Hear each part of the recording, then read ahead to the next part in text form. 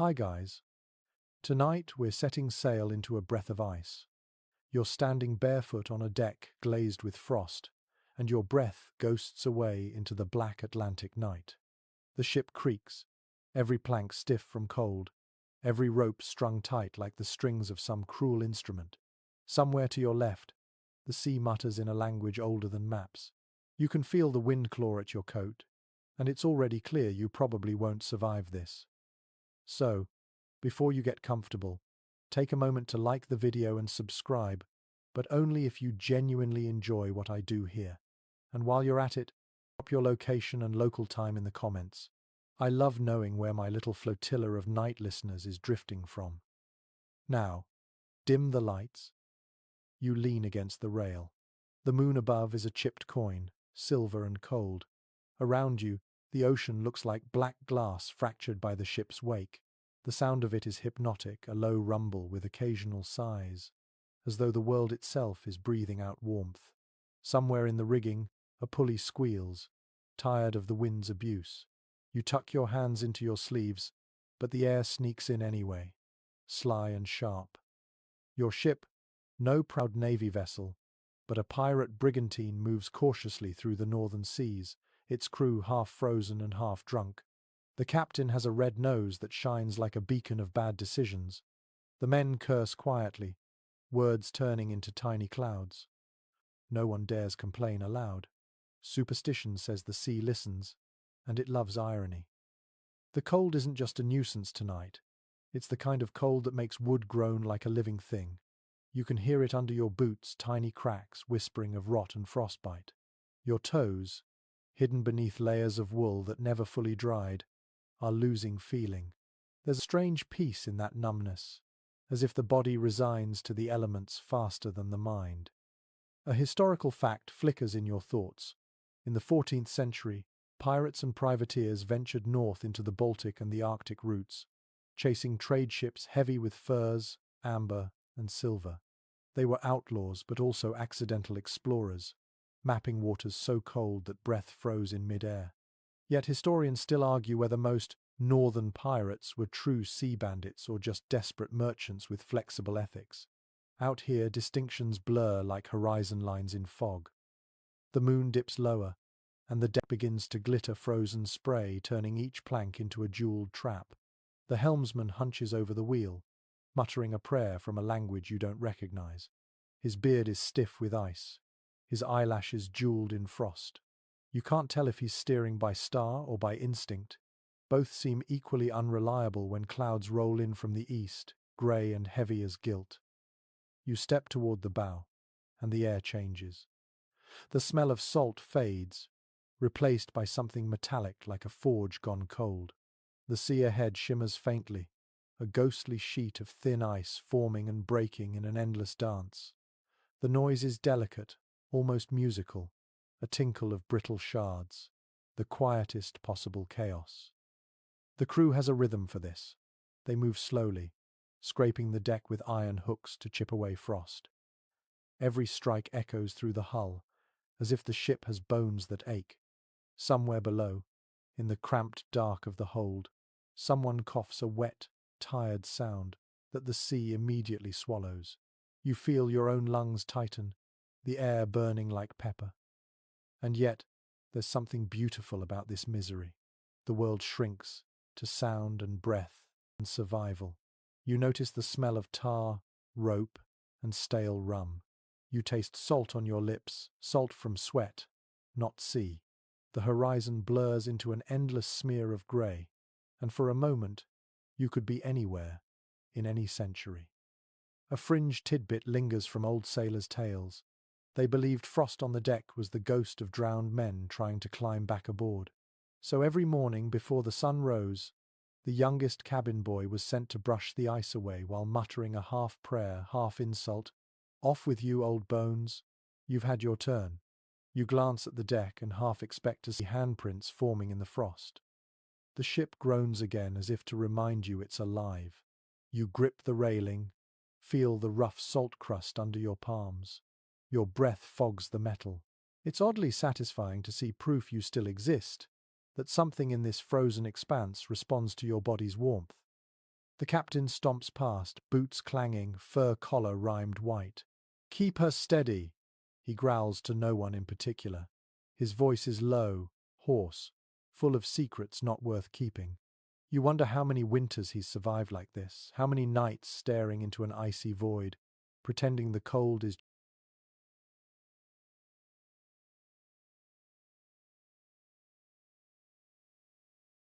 just another adversary to plunder.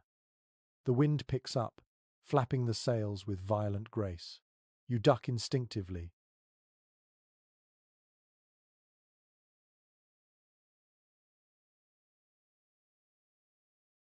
remembering that a loose rope can whip like a serpent. The smell of pitch rises as the seams of the ship strain against the cold. Someone starts humming below deck, a slow, droning tune that's part lullaby, part curse. It vibrates through the wood, turning the air into a low hum.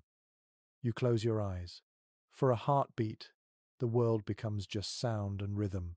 Creak, sigh, hum, breath. If you listen carefully, you can almost imagine the heartbeat of the ship itself. It's not romantic, it's survival disguised as music.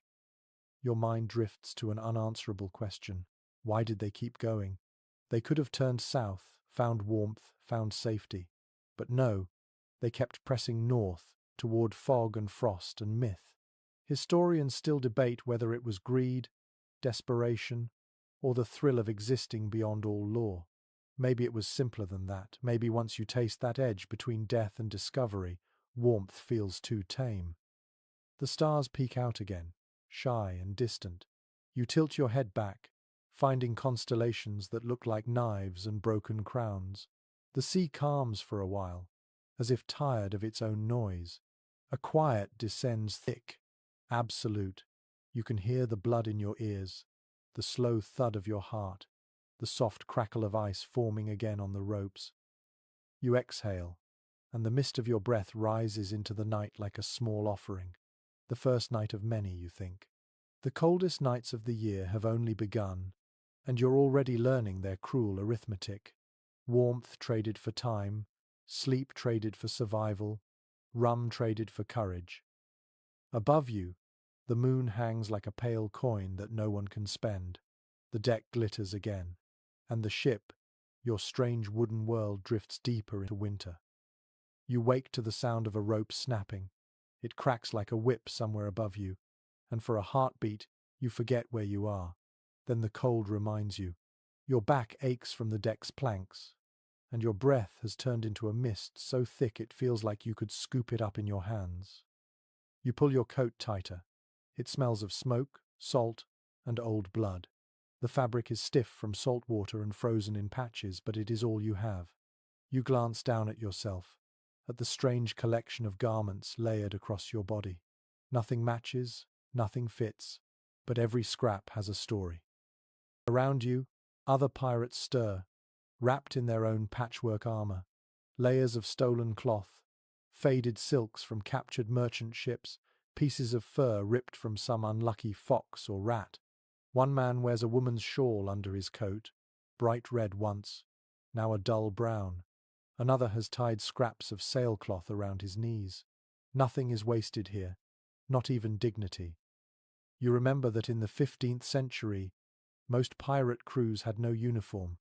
They wore what they could take or trade. In the freezing north, that meant layers upon layers until movement became a slow, clumsy effort. Historians believe pirates stole not only gold and rum, but wool and felt from ships bound for colder ports. They dressed like scavengers, and somehow, that patchwork of desperation became their identity.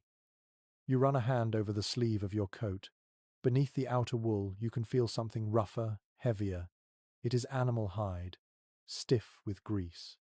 You remember the trick an older sailor told you. Rub the hides with tallow, the same stuff used for lamps. It keeps out water and wind, though it makes you smell like a candle left too close to the fire.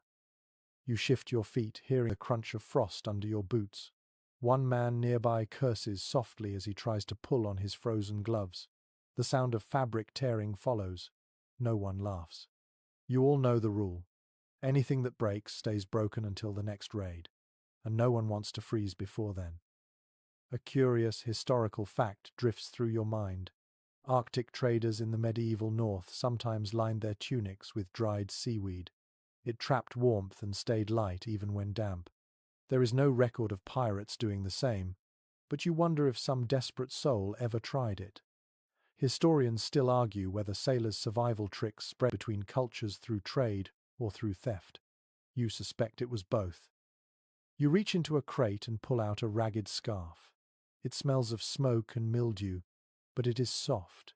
You wrap it around your neck, tucking the edges into your coat. The warmth is immediate, small but precious. You think of the strange comfort in these little acts of survival.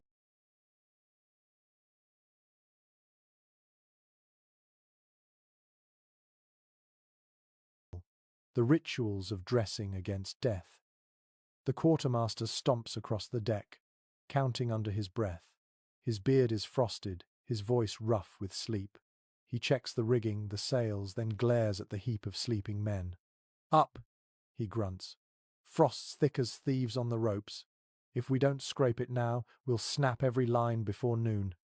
You groan, but you move. Everyone does. Laziness is punished here, not by whip, but by the sea itself. You grab a short hook and start scraping frost from the deck. The sound is rhythmic, a rasp that blends with the moaning wind.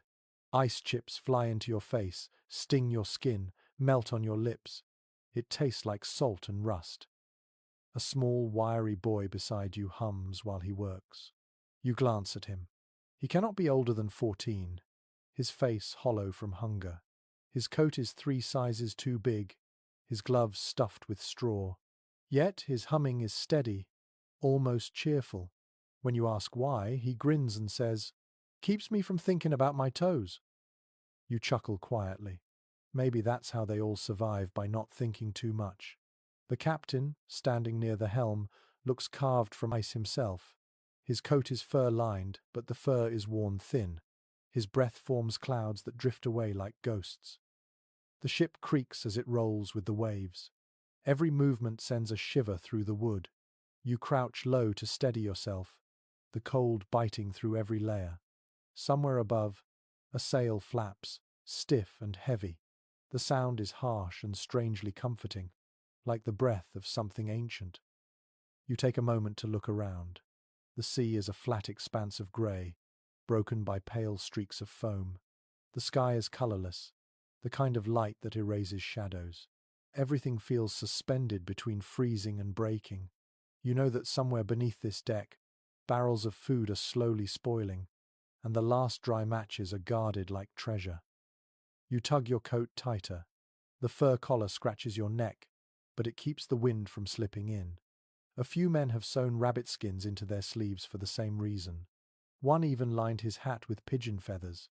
It looks ridiculous, but he swears it saved him from frostbite last winter. You make a mental note. Pride is a luxury for the warm. A fringe rumour whispers in your mind some old tale that pirates in northern waters would sew bits of parchment containing psalms or charms into their coats. The ink would fade, the words half remembered, but it was believed that God or luck or the ghost of the sea would recognize the effort. No one knows if it worked, but maybe just believing it did made the nights bearable.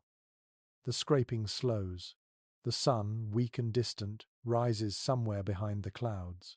Its light spills across the deck like watered-down gold. You stop for a moment, tilt your face toward it. The warmth is almost nothing, but your skin drinks it in greedily. You glance at your hands. The skin is cracked, the knuckles raw. You flex your fingers to keep the blood moving.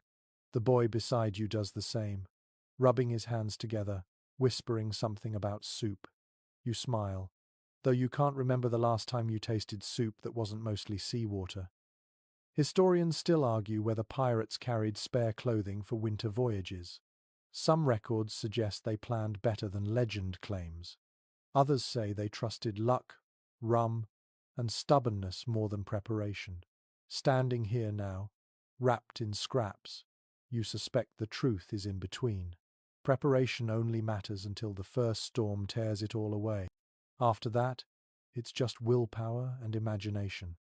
You toss another chunk of ice into the sea. It splashes and vanishes into the grey water. The wind howls, impatient, restless. You adjust your scarf again, tuck your hands into your sleeves, and wait for the next order. The ship moves forward slowly, its sails stiff as old bones. You think about warmth as if it were treasure, something you could hoard, something that might last longer if shared. The boy hums again, and you find yourself joining him, softly at first, then louder, until the rhythm of your scraping matches the song. The sea listens, the cold listens, but for now you're still here, wrapped in your ragged layers, still breathing, still warm enough to matter. The sea wakes before the Sunday. You hear it in the hiss of the wind, in the restless tap of ice against the hull. You rise, joints stiff, feeling like part of the ship's frozen skeleton. The cold doesn't wait for permission. It moves straight through fabric, through flesh, until it finds bone. You drag yourself toward the galley, hoping for warmth, even if it's only the illusion of it. Inside, the air is thick with smoke from an oil lamp that burns weakly, the flames small and blue. Around it, a few men hover like moths afraid of getting too close. The cook is muttering as he stirs something that smells of salt and despair. Fire is forbidden on deck. Everyone knows that rule. Too much risk, too much dry timber waiting to catch. Even below, flames are kept small, barely alive. And yet, without heat, you would freeze long before the next port. So the crew invents warmth in other ways. According to logs from Baltic trade ships, mariners once warmed stones near the galley fire and carried them in cloth bundles against their chests. You try the same now, wrapping one in a scrap of sailcloth. It burns your palms at first, but soon it cools into comfort. The warmth seeps into your skin, a secret ember against the void. You watch a man across the room, press his hands against another's back, both of them silent. It looks like prayer, but it's survival, body heat shared without shame. A strange intimacy, stripped of meaning except for life. Sailors understood this before medicine ever did. Warmth is a currency, and hoarding it can kill. There's an odd bit of sailor's lore that flits through your mind. Some crews used to rub whale oil onto their skin to trap heat. It worked, they said, but it made the body reek for days. The oil clung to every pore, making the men slick and shining like the creatures they hunted. Some claimed it fooled frostbite itself, as if the sea couldn't hurt one of its own. No one truly agrees on where that practice began. Some scholars say it came from Basque whalers who worked in northern waters. Others think it was a stolen trick from Arctic traders. The record is blurred by time and ego. What matters now is that the idea lingers, and you can smell the truth of it, even hear the faint, sweet rot of oil soaked into cloth. A shout echoes from above deck. Someone has spotted a patch of sunlight breaking through the clouds. It's not much, just a pale ribbon of light, but the reaction is instant. Men stumble toward the ladder, mugs still in hand, eager to catch even the smallest flicker of warmth. You follow, clutching your stone. The sky looks less cruel now, streaked with faint gold. You hold your face up to it and feel the warmth, thin as silk. For a moment, you close your eyes. The sea stretches around you, grey-green and restless, the kind of vastness that can swallow hope whole. A detail from an old journal surfaces in your thoughts. Medieval seafarers sometimes slept with hot sand sealed inside leather pouches. The sand, once heated near a lamp, could stay warm for hours. No one on your ship has that luxury now, but you imagine the comfort of it. The faint smell of burnt leather, the steady warmth like a sleeping animal beside you. You look down at your hands again, the skin pink and raw from the cold. The warm stone has lost most of its heat, but you keep holding it anyway. It's less about temperature now, more about memory. The feeling of being warmed once is enough to trick the mind for a while. The boy from before is nearby, crouched beside a coil of rope. He's cupping his hands over his mouth, breathing into them as if to catch his own heat. He looks up when you approach. "Think it'll snow?" he asks. His voice trembles, not from fear, but from chill. You glance at the sky, the low belly of cloud rolling toward you. "If we're lucky," you say, and he laughs. You remember reading that on some voyages, sailors used to sleep in groups of 3, pressed together under shared blankets. They called it bundling. It wasn't affection, it was physics. Every breath, every heartbeat, every twitch of muscle was a tiny rebellion against the frost. You glance at the men huddled near the mast now and see the same principle at work. Warmth by proximity, dignity optional. A wave slaps the side of the ship, spraying mist across your face. It freezes before you can wipe it away, leaving tiny shards clinging to your eyelashes. You blink and see the world in fragments, light broken into crystal. The cook calls from below, offering what he calls breakfast. You climb back down, ducking under the low beams. The stew he serves is thin but hot, and steam curls up in gentle spirals. You drink straight from the cup, letting the heat burn your tongue. It's worth it. While you eat, someone starts telling a story. It's about a pirate who survived an entire winter trapped in ice near Iceland by sleeping beneath the ship's cannon, using the iron's stored heat to keep alive. Some believe it, others scoff. There's no record to prove it, but it sounds like something desperate men would do. One of the older sailors interrupts, his voice rough as gravel. "Iron remembers fire," he says. "Hold to it long enough, it gives a bit back." You look at the nearest cannon, black and cold. Maybe he's right. Maybe warmth isn't just in fire, but in what's endured it.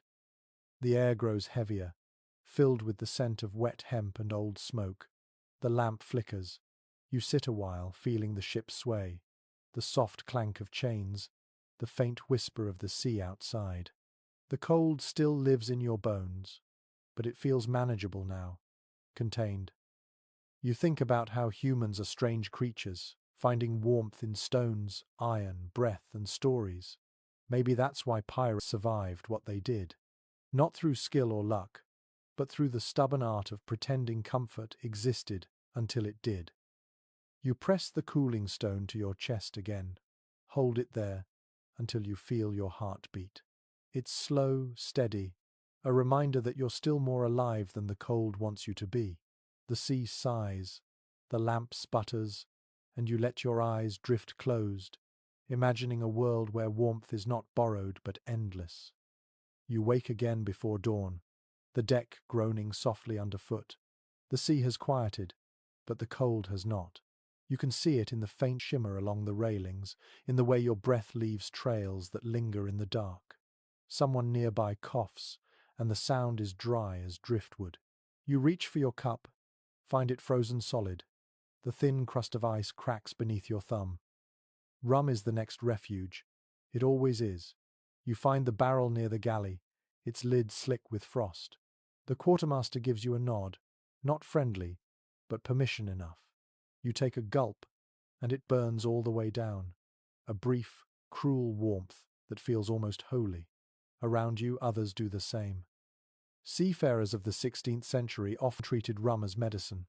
Ship logs show captains rationing it carefully at first, then abandoning restraint as the nights stretched longer.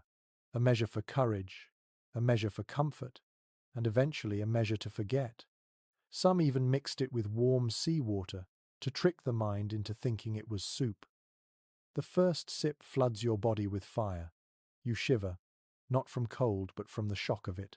The warmth climbs your throat, blooms behind your eyes, makes the world tilt slightly softer. For a few heartbeats you feel untouchable. Then it fades. The trick of rum is that it never truly warms. It only convinces you that it does. A sailor beside you wipes his mouth with the back of his hand. "Drinks like fire," he says. His lips are cracked, his nose bleeding faintly. You both laugh anyway. The sound feels like rebellion, thin and foolish, but it keeps the dark from growing larger. Old maritime accounts mention something peculiar. Sailors believed strong drink could chase away spirits that brought frostbite. They called it the demon's sweat, the only thing wicked enough to drive colder demons out. It is an idea half born of science and half of magic, but at sea the two are never far apart. You remember a story told last night. A pirate ship caught in ice near Norway. The crew too drunk to feel their toes freeze. By morning, 3 men were gone, their faces peaceful as statues. The captain ordered their rum ration poured overboard as tribute. But by evening, someone had fished the barrel back out. No one wastes comfort, not even for ghosts. Your head hums now, pleasantly heavy. You watch the men around you turn red-faced and loud. Some sing, some curse, some simply stare into nothing. The cook drums on a pot with a spoon, the sound a clumsy heartbeat. It echoes off the wood, off the sea, off your ribs. Then comes the quiet part, the aftermath. Rum brings courage, but it steals warmth faster than the wind. Your hands begin to shake. Your breath feels colder than before. The illusion fades, and you are left hollow, your insides colder for having remembered heat. You recall something from an old sailor's diary. It said, "Rum keeps a man from feeling the storm, but it never stops the storm from feeling him." A grim bit of wisdom scratched in fading ink. No one knows who wrote it, but the truth is obvious. You sip again anyway. The boy with the straw-stuffed gloves sits nearby, sipping from his tin cup. "You ever think it's worth it?" he asks quietly. You look at him, the rawness in his face. "Worth what?" "The sea," he says. "The cold, the hunger, the ghosts." You take another drink, then hand him the cup. "Only when it tries to kill you," you say. He nods, as if that makes perfect sense. A curious superstition comes to mind. Some crews used to toast with their cups facing downward, so the spirits in the sea could not climb inside the drink. Others knocked twice on the deck after swallowing, a small salute to whatever god might be listening. You watch a few men do it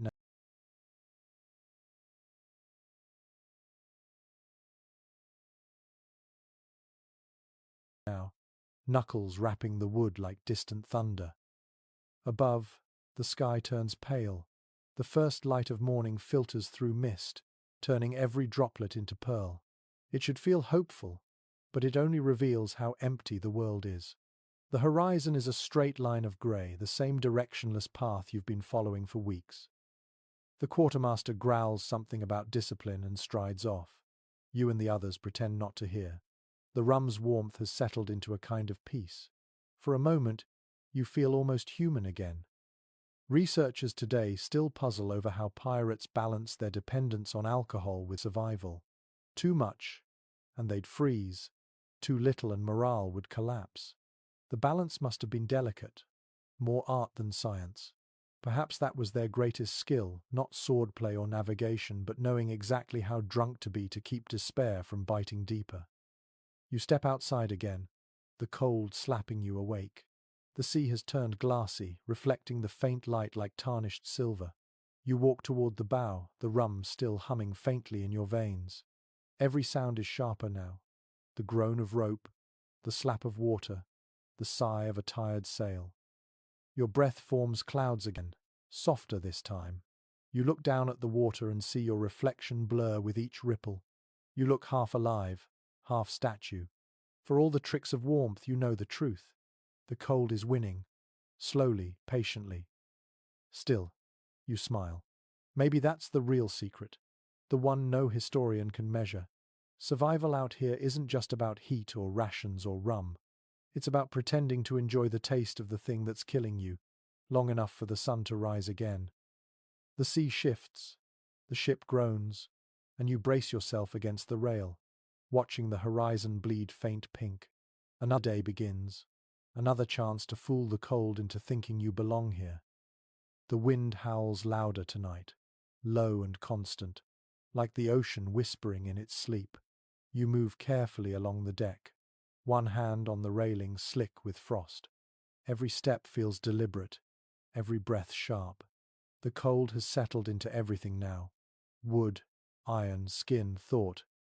You stop beside a cannon, its barrel glistening with a thin sheet of ice. Someone has tied a scrap of wool around its base, a futile gesture against the chill. But you remember why. The cannons hold warmth longer than the air. They drink in the heat of the day and give it back at night. slow and steady, like an old friend reluctant to let go.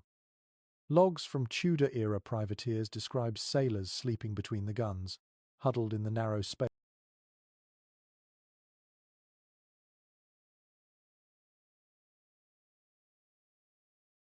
where iron met timber. The metal still held traces of warmth, and the walls blocked the wind. It was not comfort, but it was survival. You settle beside one now, pressing your back against the barrel. The cold of it shocks you at first, then dulls into something tolerable. The boy from before crawls into the same space beside you, pulling his coat tight around his knees. "Mind if I borrow your cannon?" he asks. You grin. "Be my guest." He leans close, the heat from his small body faint but real. The two of you breathe in rhythm, slow and steady. Above you, the stars tremble faintly through a thin haze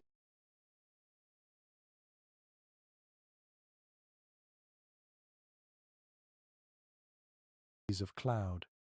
The ship rocks with a lazy rhythm, the sound of the waves muffled by frost. You can smell tar, salt, and a faint hint of smoke. Somewhere forward, a man snores, his breath rattling like an old bellows.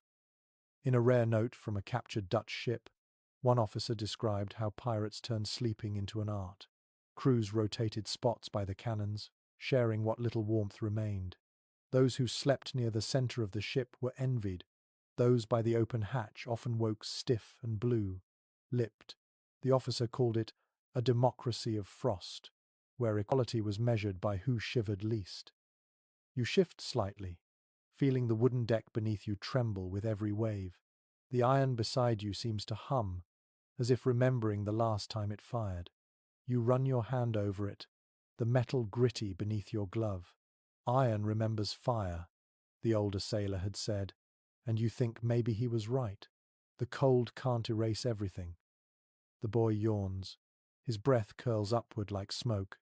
"You think we'll see land soon?" he asks. You think of the maps in the captain's cabin, the uncertain scrawl of coastlines and storms. "Eventually," you answer, "maybe before spring." He groans softly.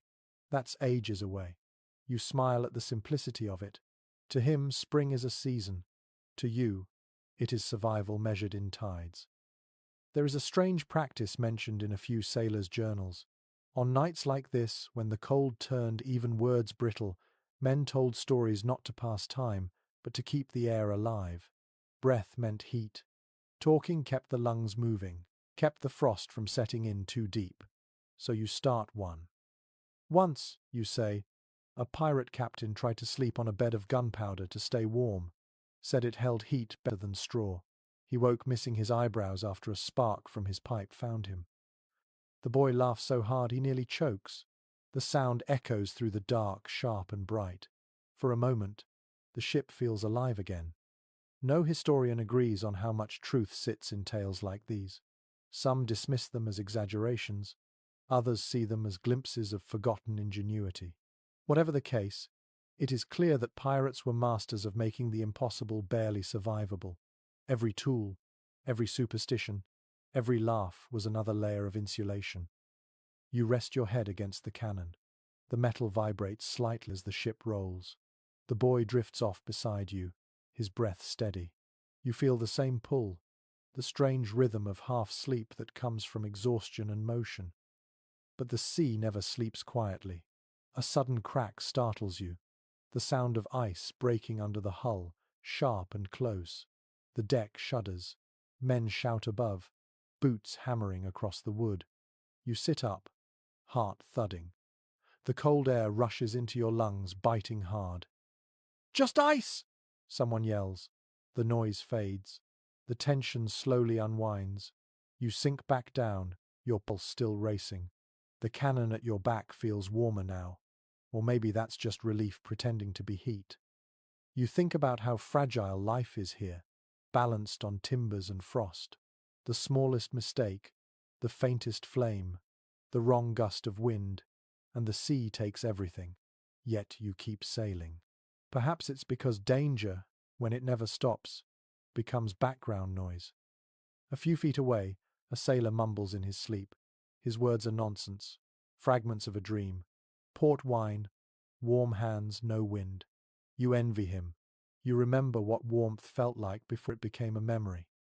The boy shifts, muttering something about his mother's stew. You glance down at him, wondering what she'd think if she could see him now. A thin, frost-bitten shadow sleeping beside a cannon in the middle of nowhere. You pull your coat over him a little more, pretending you don't care as much as you do. Somewhere above, the lookout sneezes, and the sound echoes like a gunshot. The sky has turned a soft grey, dawn again, or something close to it. You feel the first tremors of light creeping through the mist. It's not much, but it's enough to remind you that time still moves, even when everything else feels frozen. The cannon at your back has cooled completely now, hard and indifferent. You stand slowly, legs stiff, and look out over the deck. The frost glitters faintly in the pale light. You can see your own footprints where you walked hours ago, already half filled by a new layer of ice. For all the misery, you find yourself smiling. There's a strange pride in having made it through another night. Maybe that's why they kept going. Not for plunder or glory, but for mornings like this, when the ship is still afloat, the crew still breathing, and the sea, for now, still merciful. You stretch, joints popping softly. The cold rushes back into your lungs, sharp and real. You take one last look at the sleeping boy, then turn toward the faint glow of the galley's lamp. The day begins again, and with it, another battle against the cold. Morning comes in shades of iron. The sky is dull and heavy, and the sea looks like molten metal cooled too quickly. The air is sharp enough to sting your teeth. You flex your hands and feel nothing but ache. The ropes are stiff today, brittle as frozen vines. Each one creaks when touched, coated in a thin glaze of ice that turns every knot into a weapon. You pick one up and immediately drop it, shaking your fingers. The frost bites through your gloves. Around you, the deck comes alive with motion. Sailors mutter under their breath clouds mingling in the air like ghosts. The work must go on, always, frozen or not. The sails need adjusting, the masts need scraping, and no one wants to explain to the captain why the rigging has cracked like old bone. Maritime records from the Hanseatic routes describe sailors boiling oil and rubbing it into ropes to keep them flexible in winter. You can smell something similar now, a mixture of grease and tar bubbling in a pot by the galley door. The odor is thick, oily, and sour, but everyone knows it's worth it. The ropes will hold longer, and the men will coat their hands with what's left. You join the line, waiting for a turn.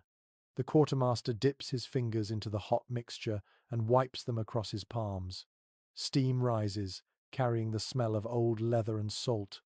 When your turn comes, you hesitate only for a second before plunging your hands in. The pain is sharp but fleeting, replaced by the strange comfort of oily warmth. It clings to your skin, sealing in whatever heat you still possess. A curious entry from an old ship's log comes to mind. It mentions sailors using their own urine to thaw frozen rope. It sounds disgusting, but necessity erases pride faster than hunger. You watch two men nearby arguing over a frozen pulley, then one laughs and spits on it. The other shrugs, mutters something about superstition, and they keep working. You wrap the treated rope around your arm and begin to pull. The fibers groan, resisting, then loosen with a soft crack. Bits of frost scatter into the air like dust. The sound is strangely satisfying. The rhythm of work begins to warm you, your muscles moving faster than thought. The boy from before joins you, his face pink from cold, his gloves patched again with new pieces of fabric. He grins. "Better than sleeping," he says. You laugh softly. "Barely." Together you haul a length of rigging toward the mast, your boots sliding on the slick deck. The wind whips at your coat, tugging it open. You taste salt and ice on your lips. An account from a Venetian chronicler noted that sailors often sang while handling frozen rigging, not for joy, but to keep rhythm and blood flowing. You hear the same here. Low humming, occasional bursts of laughter, curses that sound almost musical. The ship becomes a choir of exhaustion and defiance. The boy's hands start to tremble halfway through the task. You take over, watching him flex his fingers and blow on them. His breath rises like smoke. They're going numb, he mutters. Keep moving, you tell him. That's all there is. The older sailor beside you nods in agreement. Never stop, he says. You stop, you freeze. His voice is rough, but the wisdom is simple. The body that moves stays alive. The one that rests too long becomes part of the ship. Some researchers today believe sailors in colder regions rubbed animal fat directly onto their hands to prevent frostbite. You look down at your own, slick and shining from the tar oil. They smell terrible, but you can still bend your fingers, still feel the faint burn of blood beneath the skin. That is enough. A sudden gust tears through the sails above. The sound is sharp, violent. You duck instinctively, eyes squinting against the sting of flying frost. Someone curses from the mast top, voice carried away by the wind. You glance up and see a shape moving, a man trying to clear a block of ice from the rigging. For a moment, he looks like a statue carved into the sky. You can feel the ship tilt slightly as it catches the wind again. The ropes pull tight, the deck vibrates beneath your boots. You steady yourself, the cold air cutting your throat when you breathe. The sky spits fine snow now, swirling sideways, turning the world pale. The boy slips, his boot skidding across the frozen plank. You grab his arm before he falls. His face is flushed, eyes wide with surprise. Careful, you mutter. He nods, embarrassed. The sea below looks hungry, dark waves foaming around shards of ice. There is a saying among old sailors that frost has teeth. You understand it now. Every movement feels like resistance against something that wants you still. But motion is life. You haul, scrape, tie, and pull again. The hours blur into one long breath. Later, when the work is done, you lean against the mast, chest heaving. The ropes hang clean and black, the sails open and trembling. Your hands ache, but they're still attached, and that feels like victory. The boy sits beside you, flexing his fingers again. I think they're bleeding, he says. You glance and see red beneath the grime. Means they're still working, you reply. No scholar truly knows how many men lost fingers to frost in these conditions. The logs are vague, the numbers uncertain, but the scars in the stories tell enough. You look down at your hands again, at the cracks and stains, and think of all the unnamed sailors who once stood where you stand, trading pain for another sunrise. The wind eases at last. The snow stops, leaving a thin white dust over everything. The ropes now gleam like black snakes asleep on the wood. You exhale, your breath curling upward, and listen to the quiet hum of the ship's hull. It sounds almost content. You stretch your arms and watch the horizon lighten just a little. Somewhere beneath that pale line lies another night waiting to freeze you again. But for now, your blood moves, your hands obey, and the sea, for once, seems almost still. By the time the next storm finds you, the sky has already lost its shape. The clouds roll low and fast, as though the world itself is being dragged forward by invisible chains. The wind arrives first, sharp and insistent, rattling every loose nail and flapping every thread of sailcloth. Then comes the cold rain that freezes the moment it lands, turning the deck into a mirror slick with ice. You brace your feet and grab a rail, the wood biting into your palms. Around you, men move like shadows, tying ropes, shouting orders that vanish in the roar of wind.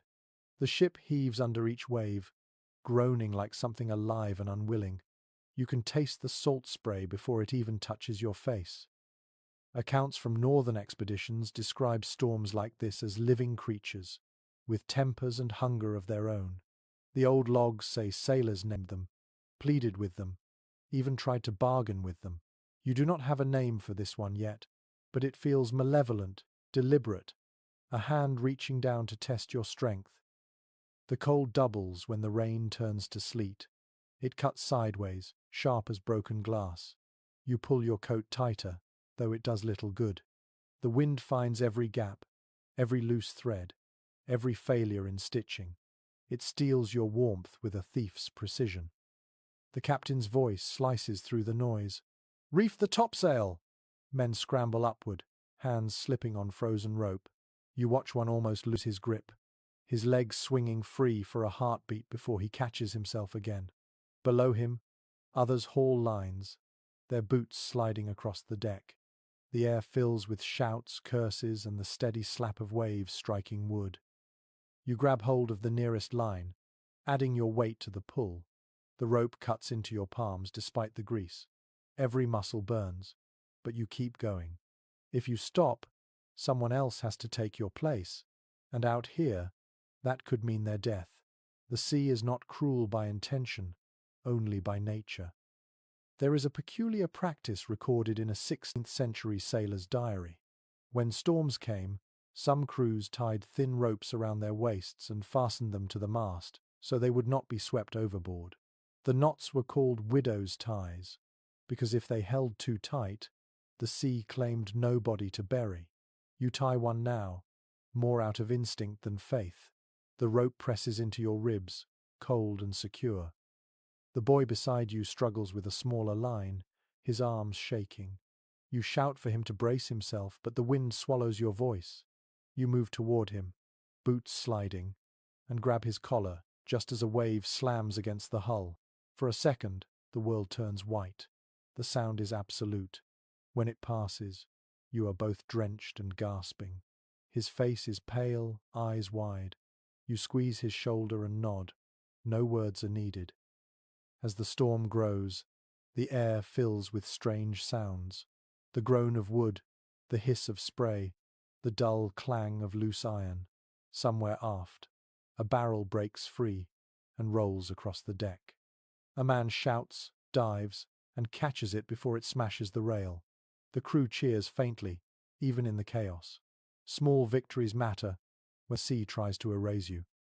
A curious note from a forgotten travel-log once described sailors singing during tempests.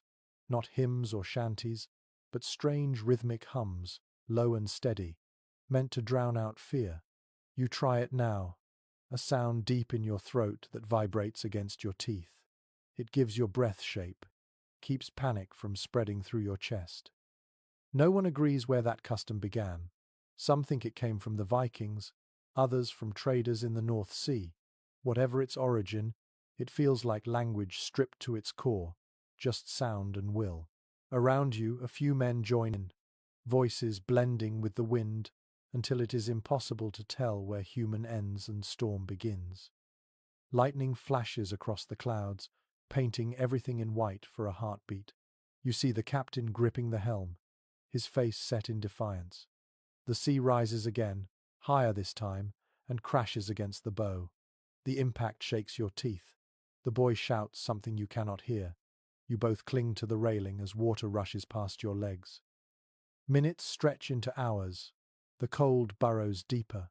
Your fingers no longer feel like part of you. But the ship holds. The ropes hold. The mast sways but does not break. Every time the sea retreats, it feels like you have won a small argument against fate. Eventually, the storm begins to fade. The wind softens to a restless whisper. The waves shrink to a steady rhythm. The sky still looks bruised, but light leaks through the clouds in pale streaks. The sea glimmers with pieces of ice broken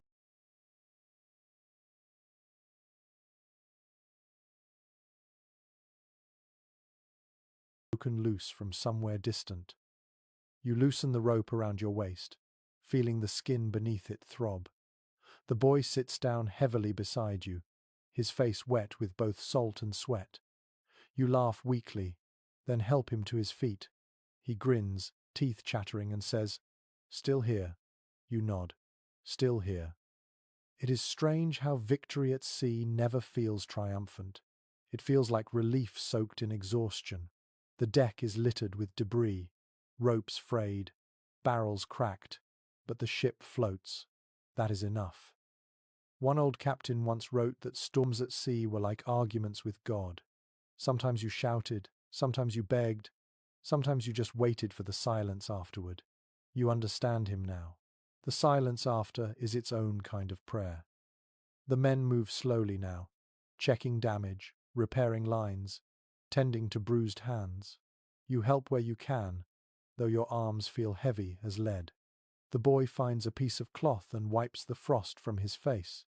The gesture feels almost ceremonial, a washing away of terror. You look out at the horizon, the grey curve of water stretching endlessly. The storm has passed, but its echo remains in the sky, in the trembling of your muscles, in the taste of salt that will not fade. For a fleeting moment, the sea looks calm, almost kind, but you know better. It never forgives. It only forgets until next time. You close your eyes, breathe deeply, and let the air fill your lungs again. The world is cold, but it is still turning. You are still aboard. That is what survival looks like tonight. When the storm finally fades, the world feels hushed and raw. The deck is a field of glassy frost, the sails drooping under their own weight. You breathe deeply, and the air stings your lungs like needles. The crew moves slowly now, more out of exhaustion than caution. The night has left its mark on everyone.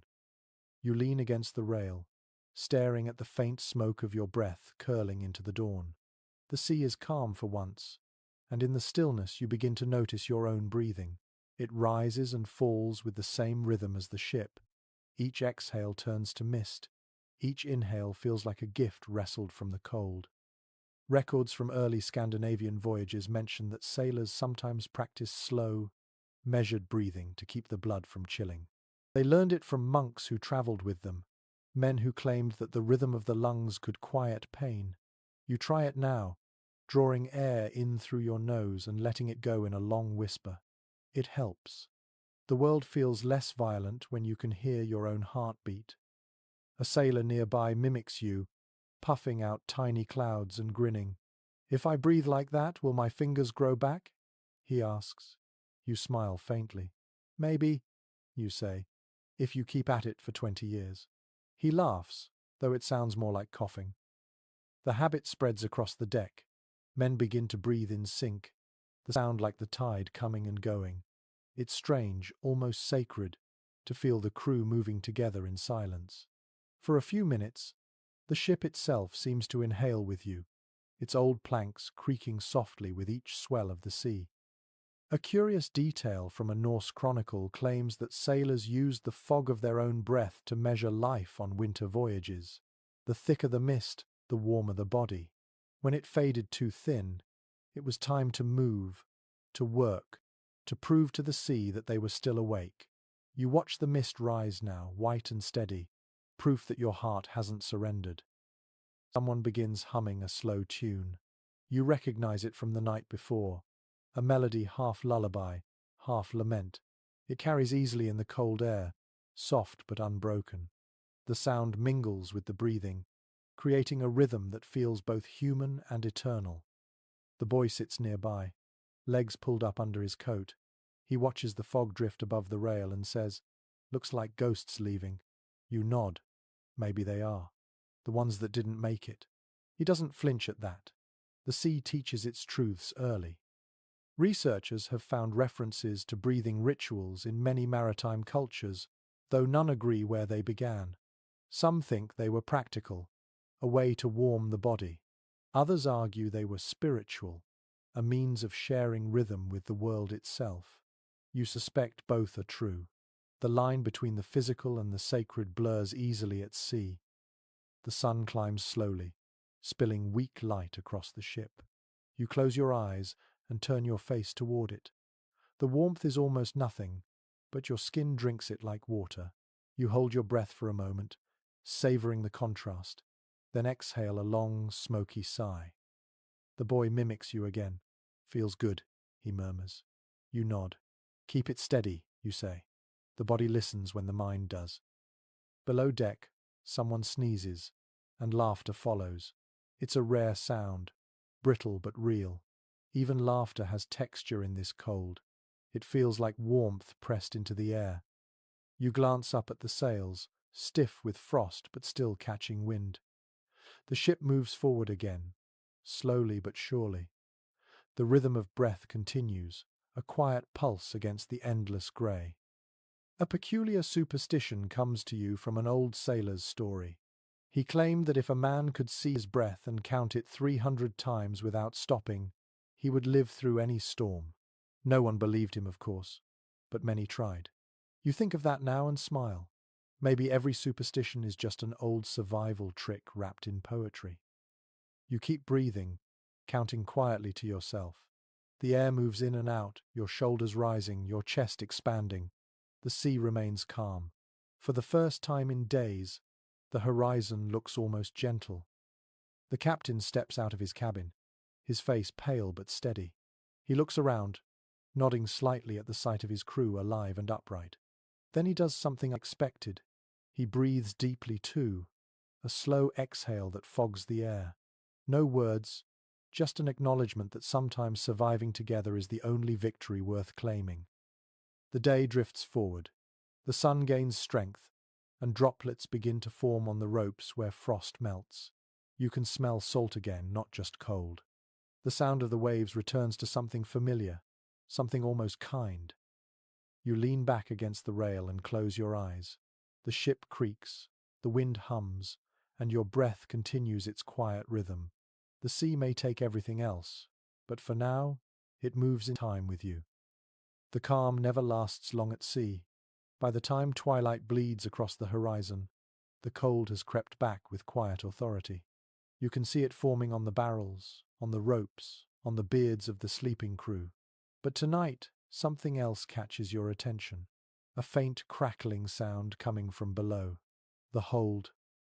You make your way down the narrow ladder, the wood slick under your boots. The air grows thick as you descend, heavy with the smell of damp timber and old grain. It is dark enough that you must feel your way forward, one hand brushing against the rough walls. The noise grows louder, the faint, brittle popping of ice. You find it near the barrels of water and salted meat. The liquid inside has begun to freeze. The top of one barrel is split open where the ice has expanded. You stare at it for a moment, realizing what that means.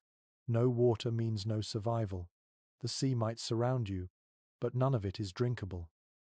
A few of the older men are already gathered there, faces drawn and tired. One of them curses softly. "We'll have to melt it," he says. "But how?" Another shakes his head. "We can't light a fire down here." They all know the rule. Flames and ships are mortal enemies. You think back to something you once heard from an old fisherman. He said sailors trapped in ice used to hang their water barrels near the galley, close enough to catch stray heat from the cooking fires, but not close enough to burn. You suggest it. The men glance at you, then nod slowly. It is worth trying.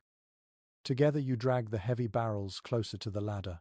The wood creaks, and frozen slush spills over your boots. The sound is sharp in the silence. Your fingers ache from gripping the cold staves. The work feels endless, but the thought of fresh water keeps you going. One of the men mutters that they should have lined the barrels with cloth. Some old captains did that to keep the ice from forming too fast. Another shakes his head, saying it never worked anyway. The debate grows quiet when someone sighs. At least ice means the food lasts longer. The truth cuts both ways. There is a strange smell drifting from one of the storage crates. You lift the lid and find a pile of onions, each one wrapped in frost. Their skins glisten like amber under the faint lamplight. You pick one up and bite it without thinking. The taste is sharp and almost sweet. The cold makes everything taste like memory. In a forgotten travelogue, a sailor wrote that eating raw onions helped fight frostbite and scurvy alike. No one knows if it was true, but sailors believed in it with devotion. You wonder how many desperate men tried the same trick, hoping for warmth in flavor alone. The boy appears at the top of the ladder, rubbing his hands together. "Smells like the inside of a whale," he says, wrinkling his nose. You laugh quietly. "Better than smelling like the outside of one." He climbs down, peering at the frozen barrels. "Can't we just chip it out?" You shake your head. "We need it melted. The body freezes from inside if you drink ice." He frowns as if the sea has personally betrayed him. You all begin to scrape frost from the walls and crates, gathering it in a wooden bowl to melt later. It feels pointless, but every drop counts. The hold becomes a chorus of scraping, shuffling, and quiet breathing. The sound is hypnotic in its rhythm. A strange rumor comes to mind. Some sailors swore that seawater left to sit for 3 days lost its salt. It never did, of course, but you can imagine the desperation behind the belief. Hope has its own chemistry. No historian seems to agree on how pirates truly managed their water supplies. Some say they used melted snow mixed with rum to disguise the taste. Others claim they boiled seawater with iron filings to trick their tongues into believing it was fresh.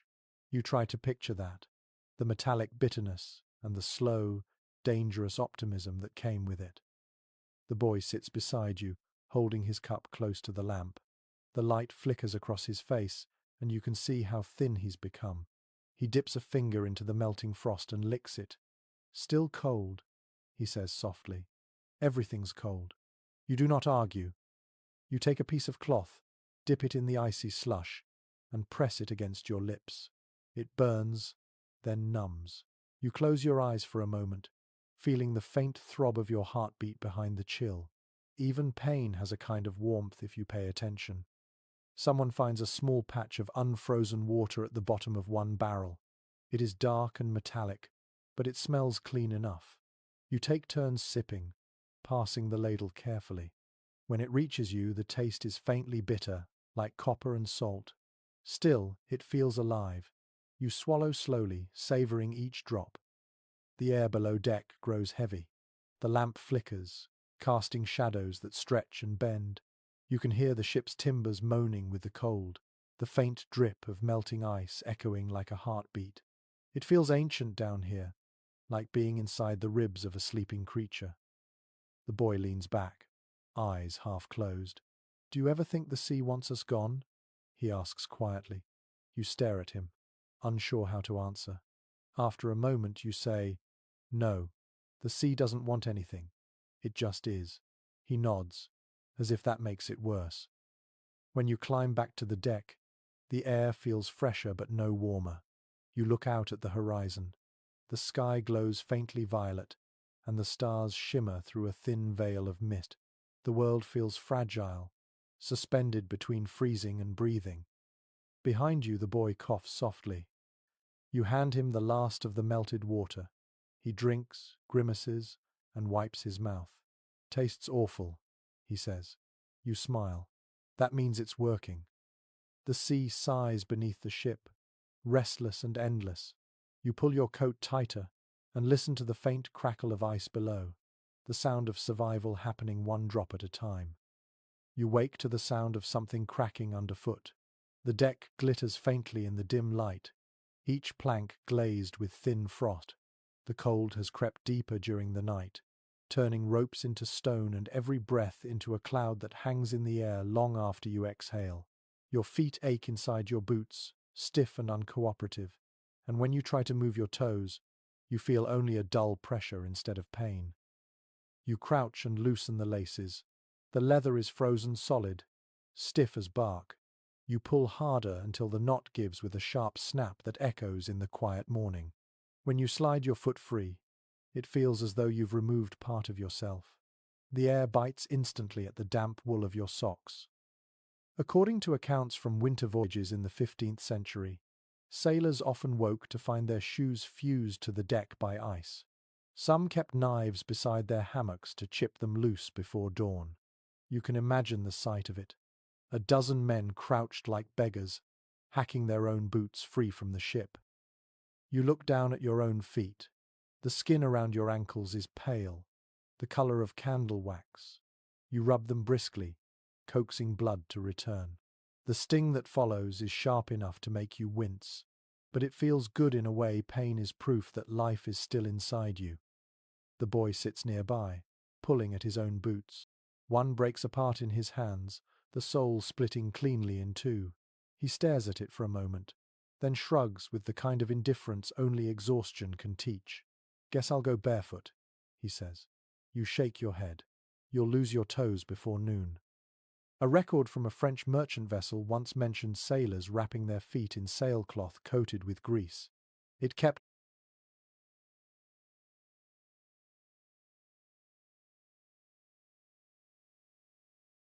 out the moisture, if not the cold.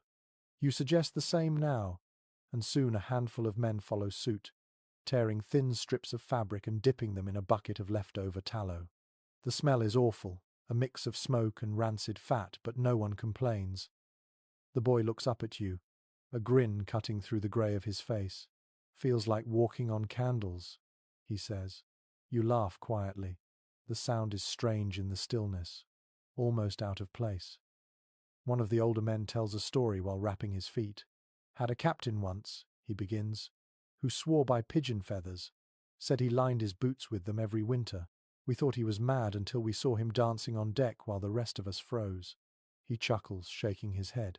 "Never did find enough birds to try it ourselves." No one knows if these tricks ever truly worked. Some historians say such stories are exaggerations born of boredom. Others believe they're fragments of truth passed down through mouths too cold to lie. You find yourself thinking it doesn't matter.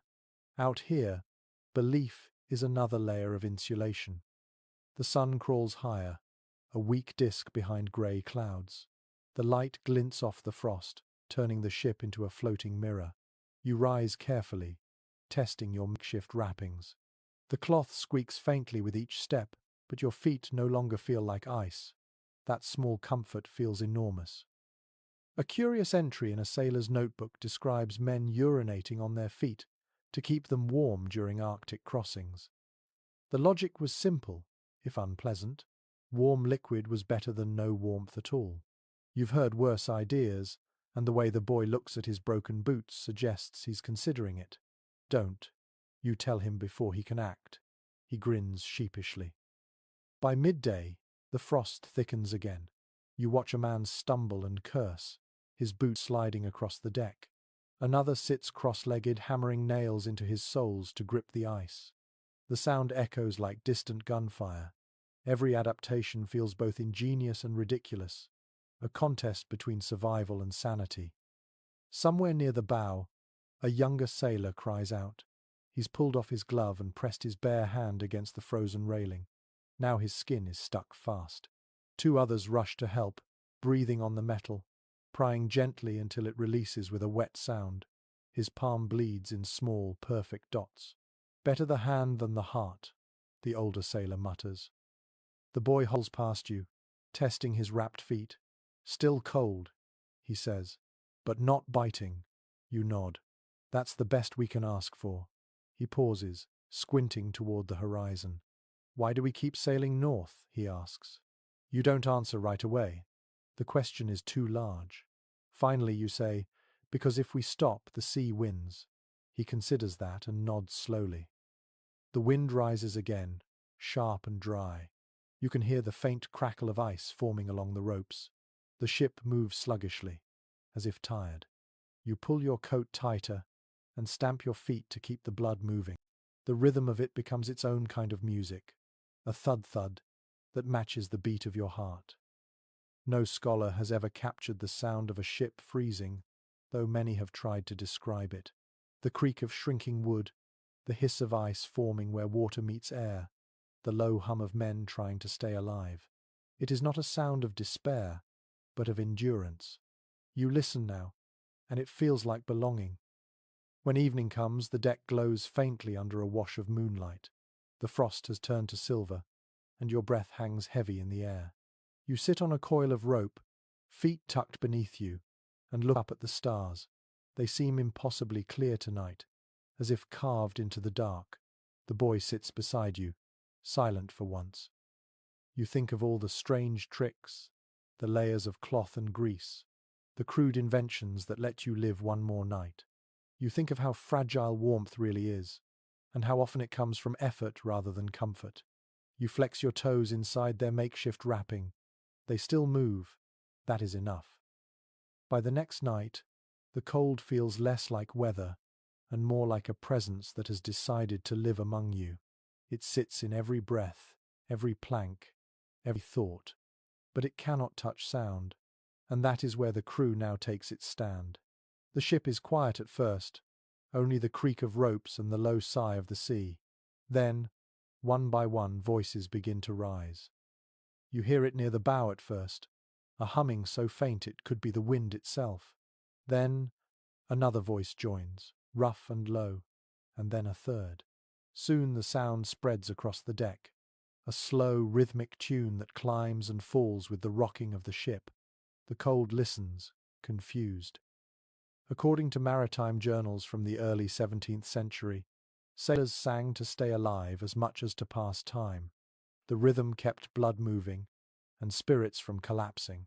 The songs were not grand ballads of heroism, but small, practical things. Timing for ropes, breath for endurance, rhythm for survival.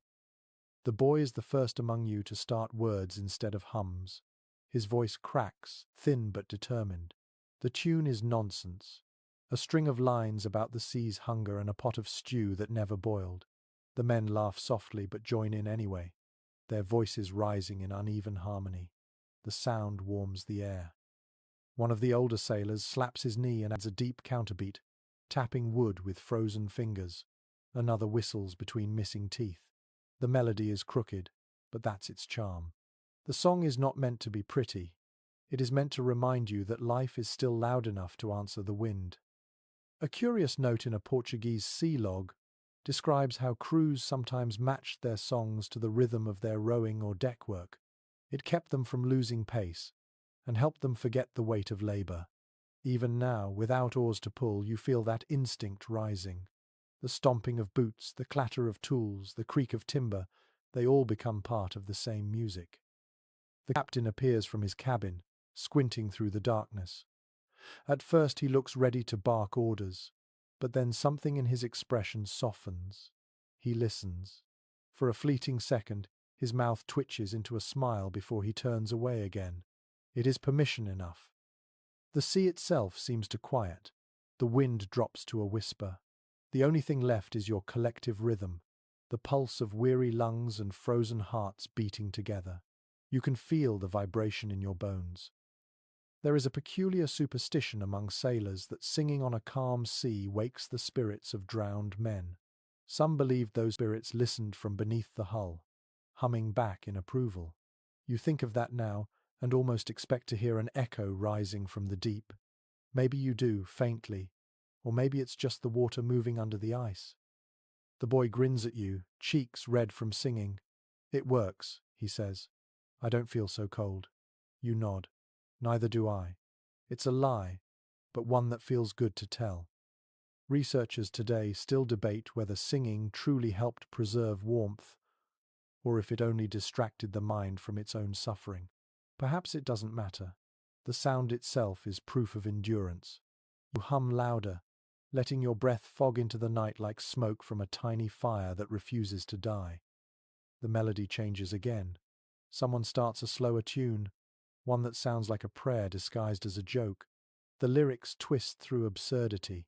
A chicken that learns to swim, a barrel of rum that talks back, a sun that owes rent to the moon. You can't help but laugh, your voice mingling with the others. The laughter feels fragile but fierce. As the song grows, your body begins to remember what warmth feels like.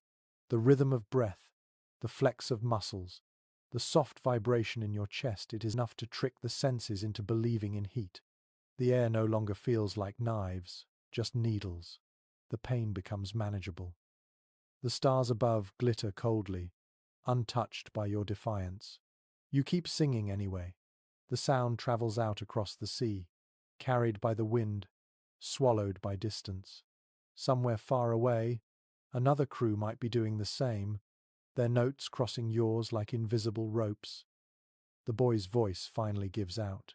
He coughs, grinning, then leans back against a coil of rope. "Do you think they hear us?" he asks quietly. "The dead ones." You glance at the dark waves, the faint gleam of ice drifting past. "Maybe," you say. "Maybe they like the company." The ship keeps rocking gently, and one by one the voices fade, until only the hum remains. Then that too disappears, leaving behind a silence that feels different now, less lonely, more earned. The air smells of salt and tar, and the faint sweetness of breath that still holds warmth. You stay a while longer, staring out over the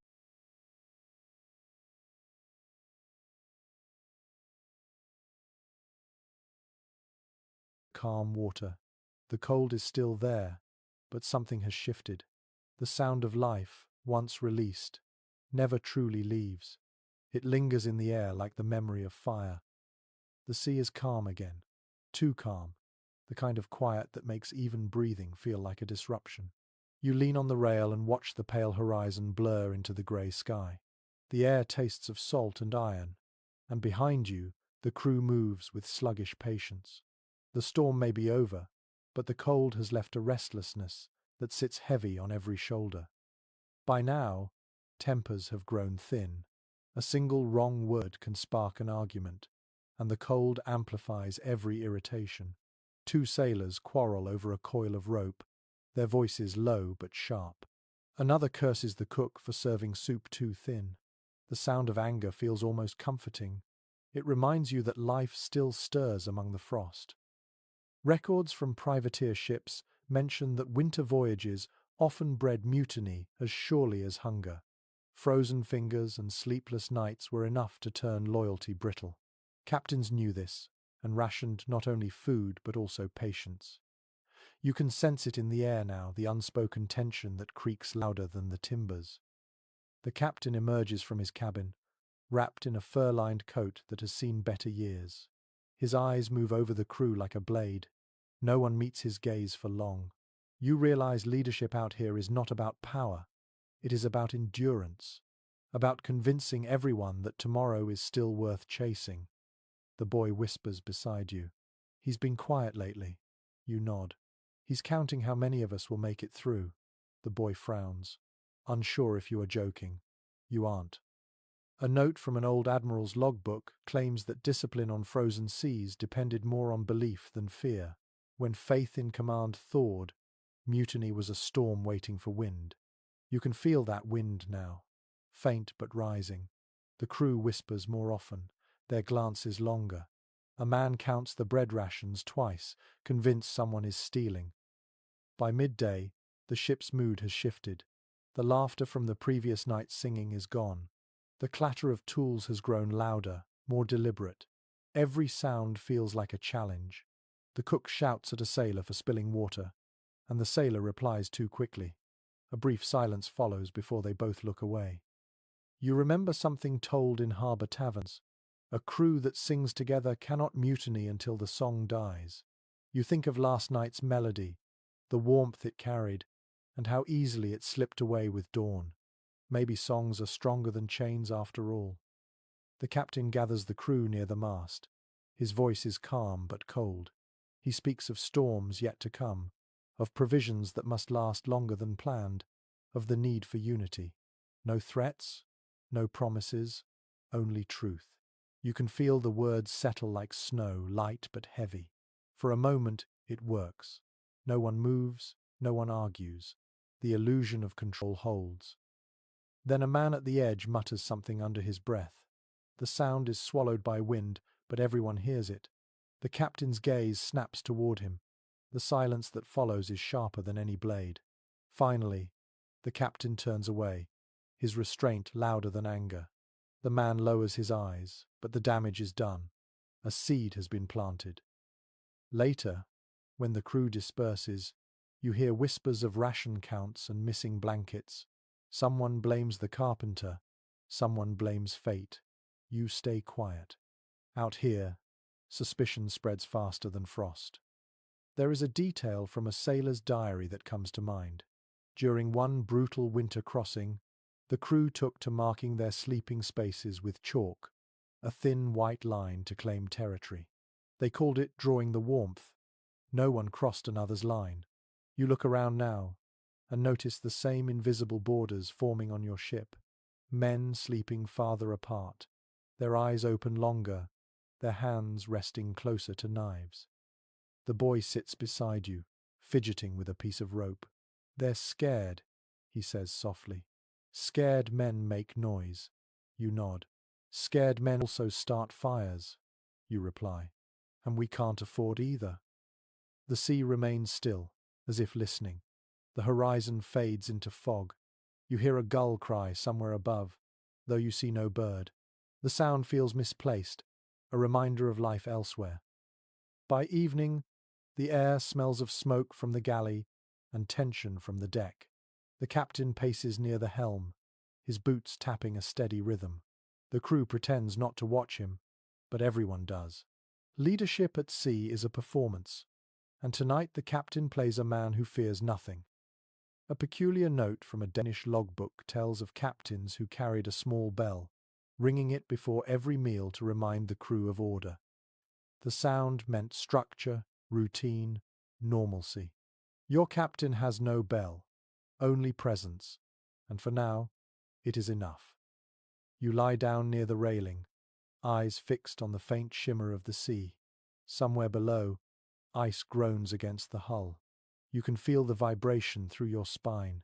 The boy has fallen asleep, his breathing shallow but steady. You think of mutiny not as betrayal but as the sea's whisper in human form, its endless invitation to chaos. The trick is learning when to ignore it. You close your eyes and breathe deeply, matching your rhythm to the slow sway of the ship. The night grows colder again. The air tastes of metal, the sky a solid sheet of grey. Somewhere in the dark,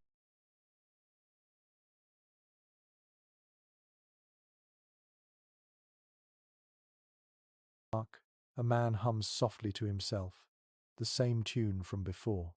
The sound carries across the deck like a lifeline, thin but unbroken. For now, it is enough to keep the cold and the fear at bay. The smell reaches you before the warmth does. It curls through the air like a promise, faint but unmistakable, something cooking. After days of salted meat and frozen bread, even the ghost of stew feels like salvation. You follow the scent toward the galley, ducking beneath the low beams as you enter. Inside, the space glows with a tired amber light. A single lantern swings from a hook, its flame barely holding against the draught. The cook stands before a battered pot, stirring with a wooden ladle that has seen more voyages than most men on board. Steam rises in thin, shivering ribbons. He glances at you and grins, teeth yellow but cheerful. "You smell that?" he asks, his voice rough but proud. "Miracle stew." You smile. "What's in it?" He shrugs. "Everything that hasn't run away yet." In journals from the era of Baltic privateers, cooks were often credited with saving more lives than captains. They were chemists of scarcity, magicians of leftovers. You watch this one work with reverence. Into the pot he tosses bits of salted pork, a handful of dried peas, a strip of hardtack softened in water, and a single onion that still bears traces of frost. The mixture hisses like applause. The boy slips in behind you, nose red and eyes bright. "Does it have meat?" he whispers. The cook winks. "It has flavour, lad. That's more than most nights." He hands the boy a wooden spoon to stir. The small clinking sound against the pot becomes the room's heartbeat. A curious note from an old logbook mentions that some crews added sawdust to their stews when supplies ran low. It thickened the broth and fooled the tongue into feeling full. The cook here must know the same trick. The texture already looks too generous for the ingredients. You decide not to ask. You find a seat on an overturned barrel. The air in the galley feels warmer than anywhere else on the ship. The steam carries the smell of salt and smoke, faintly sweet and comforting. For a moment, it feels almost like a home. You watch the cook move slow, deliberate, unbothered by the chill that seeps through every crack in the hull. The boy hums while stirring, the same tune that floated across the deck the night before. The cook joins in quietly, tapping his ladle against the rim of the pot in rhythm. You smile without meaning to. Even music tastes better when mixed with hunger. An old tale comes to mind. One sailors used to tell about a cook who could predict weather by how his stew boiled. If the bubbles rose fast, calm seas awaited. If they clung to the edges, a storm was coming. You glance into the pot now and see bubbles forming timidly at the center. The cook notices too and nods. "Good omen," he says softly. No historian has ever confirmed if such omens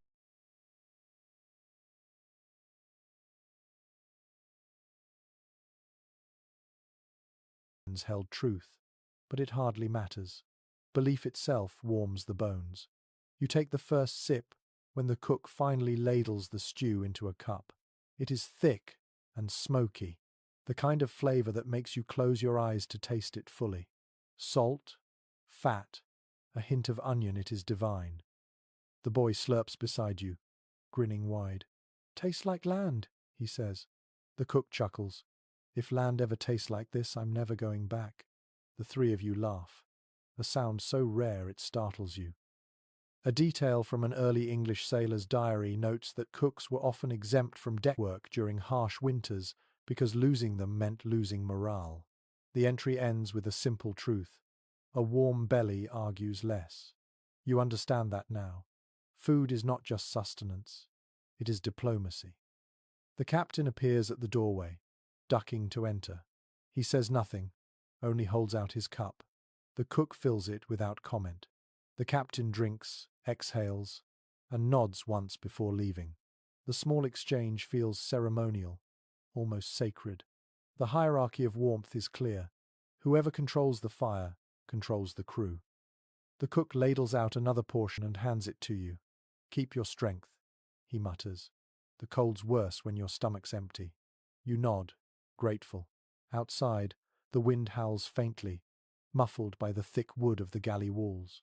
Inside, the air feels human again. Researchers still argue about what exactly pirates ate during winter crossings. Some claim they relied on salted meat and biscuits. Others suggest they traded with coastal villages for root vegetables and grains. But none of those records capture the way it feels to hold a steaming cup in frozen hands, the way taste can trick the mind into believing life is still sweet. You finish your stew slowly, scraping the last bit from the bottom of the cup. The boy yawns beside you, warm now, his face relaxed. The cook hums again, the same quiet rhythm, as if the sound itself might keep the pot from cooling too quickly. When you step back onto the deck, the cold greets you immediately, but it feels softer now, more distant. The warmth in your stomach glows like a small lamp carried through the dark. You breathe in the sea air, sharp and clean, and for a moment you forget the ache in your feet, the frost on your sleeves, the endless horizon. It occurs to you that survival is built from moments like this, stitched together by hunger, hope, and the kindness of a steady hand stirring a pot in the dark. You glance back toward the galley door, where steam still escapes in thin curls, and whisper a quiet thank you that no one hears. The sky has taken on a strange light tonight, a green shimmer that ripples across the horizon like the slow breathing of some giant beneath the sea. The crew gathers at the rail, necks craned, their faces washed in ghostly color. Even the captain steps out from his cabin, his breath hanging in the frozen air. The sight silences everyone. The glow bends and twists above the black water, its movement too slow to be wind, too alive to be cloud. You have never seen the heavens behave like this. It feels like watching the world remember something ancient. An account from a 15th century sailor mentions sky fires appearing during northern voyages, lights so bright they could read their maps by them. He called them the lanterns of lost souls. Later, scholars would name the same phenomenon the aurora, but you prefer the sailor's version. It sounds closer to truth. The boy tugs your sleeve. Are they spirits? He whispers. You look up at the lights again, the way they shimmer and curl like fabric in slow motion. Maybe, you answer. If they are, they're gentle ones. The glow deepens, spilling green and violet across the deck. Even the ice on the ropes seems to glitter with borrowed color. The sea mirrors it, rippling with faint reflections that make it hard to tell where water ends and sky begins. A log from a Hanseatic ship recorded a strange event. During nights when the lights danced brightest, the sea sometimes shone too, filled with pale fire from unseen creatures below. The writer claimed he could see his reflection glowing. You look down now, and for a heartbeat, you see it too, the faint glimmer of movement beneath the waves. Someone murmurs a prayer. Another whispers that it's bad luck, a warning from the dead. A third laughs softly, as if the fear itself is too cold to grip. You just watch, the colors washing over your face, The beauty feels both comforting and wrong, as if the universe has forgotten that you're supposed to be miserable. The boy cups his hands to the sky as if trying to catch the light.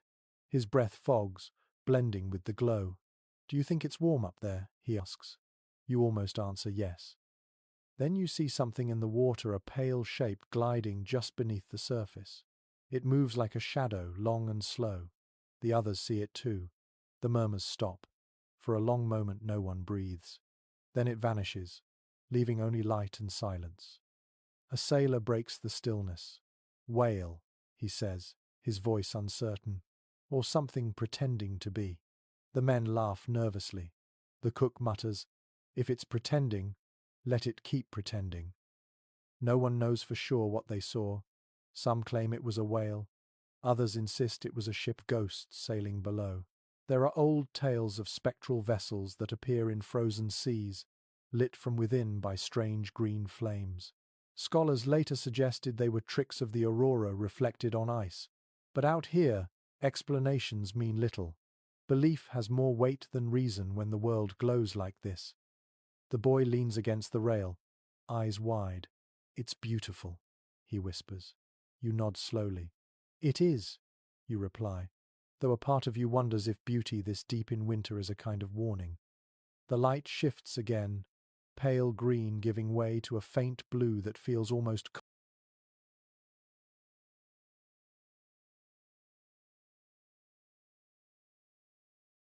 cold to look at. It flickers across the faces of the crew, softening the lines of exhaustion. For the first time in weeks, everyone stands still without shivering. The sea seems to listen too, calm and heavy, reflecting the sky's strange fire.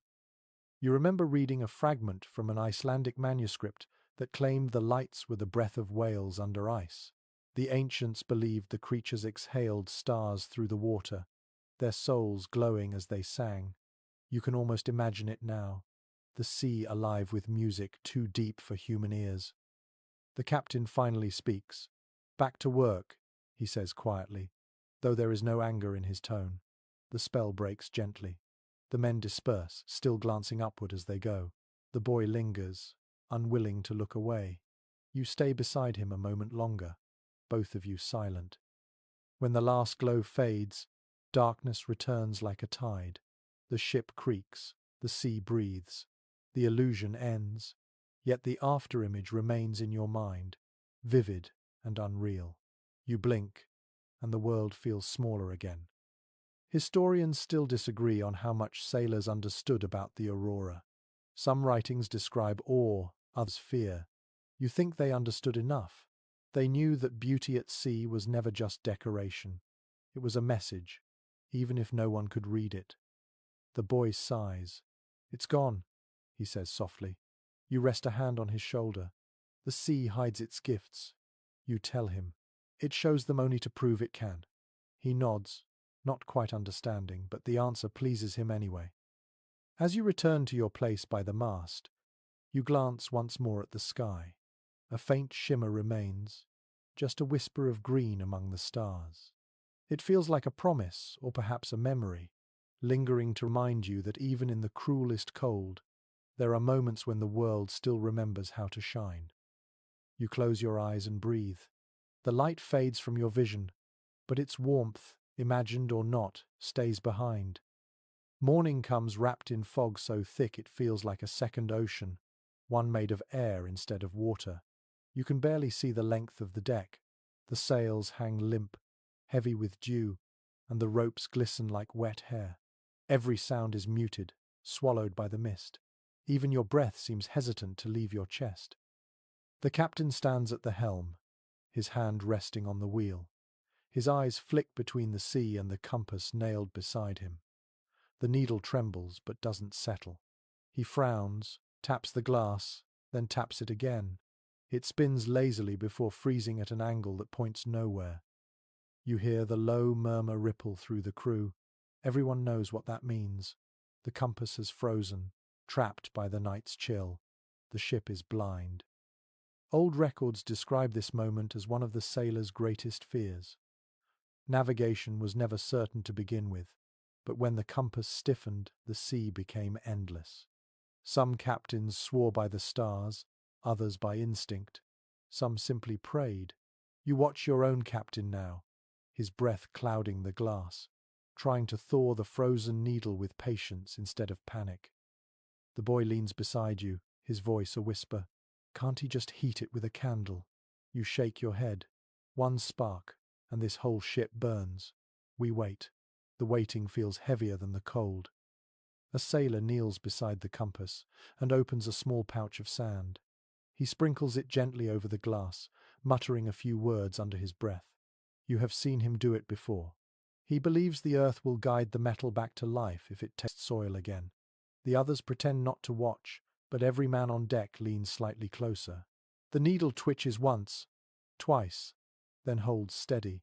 A small cheer breaks out, thin and uncertain, but relief all the same.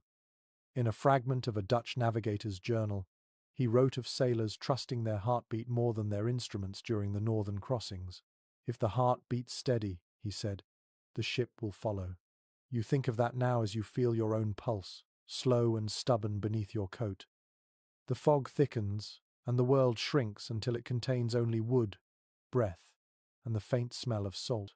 The sea could be calm or boiling beneath you. There's no way to tell. The captain orders a man to sound the depth. The line goes overboard, the lead weight sinking into silence. When he hauls it up, the rope comes back dripping and cold, the number of knots telling you only that the sea is deeper than comfort. A faint creaking sound echoes somewhere behind the fog. The men stiffen, each glance turning to the other. The sound comes again, slow and deliberate. Another ship, someone whispers. The captain raises a hand for silence. The fog presses in like a curtain. Then the sound fades, leaving nothing but the slow drip of water from the sails. Later, when you tell the story, you will say it was a whale or drifting ice. But in that moment, it sounds like company, the sort that doesn't breathe. An old superstition said that when the compass froze, the souls of drowned sailors walked beside the ship, guiding it for a price. No one ever agreed on what the price was. You hope it's only fear, because you've already paid plenty. The boy tries to joke, maybe they're here to steer for us. His voice wavers despite the smile. You ruffle his hair and say, then let's hope they know where we're going. You move to the side of the ship, staring into the fog. The water below is barely visible, a grey surface trembling like glass. Every ripple seems alive. The fog muffles the sound of your heartbeat until you can't tell if it belongs to you or the ship. By afternoon, the sun struggles through the haze, a pale circle that offers no warmth, but at least a direction. The captain nods to the helmsman, and the crew moves again, the ropes creaking as the sails catch a reluctant wind. The ship turns slowly, cautiously, until the faintest hint of motion hums through the deck. A curious fact from maritime history notes that some crews carried two compasses, one for navigation, one for faith. The second was buried in a small chest of earth from home, kept hidden in the captain's quarters. It was never used but always checked when the real one failed. You imagine your captain has something like that tucked away. You hope he does. The boy sits near the bow, tracing circles on the deck with a bit of chalk. If we can't see where we're going, he says, how do we know we're not sailing in circles? You watch the fog shift, endless and white. Maybe we are, you say. But if we keep moving, the circle might still lead somewhere new. He considers this and nods, satisfied with the logic of it. As dusk approaches, the fog finally begins to thin. Shapes reappear, the curve of the mast, the outline of the sails, the faint suggestion of horizon. The compass needle quivers once more and points north again, steady as breath. The crew exhales in unison, a sound that feels almost like laughter. The captain closes the compass and pockets it carefully, as though handling a fragile truth. You notice the way his fingers linger on the glass, the tenderness of a man who has seen too many miracles disguised as coincidence. Night returns quietly. The fog lingers at the edges of the sea, glowing faintly in moonlight.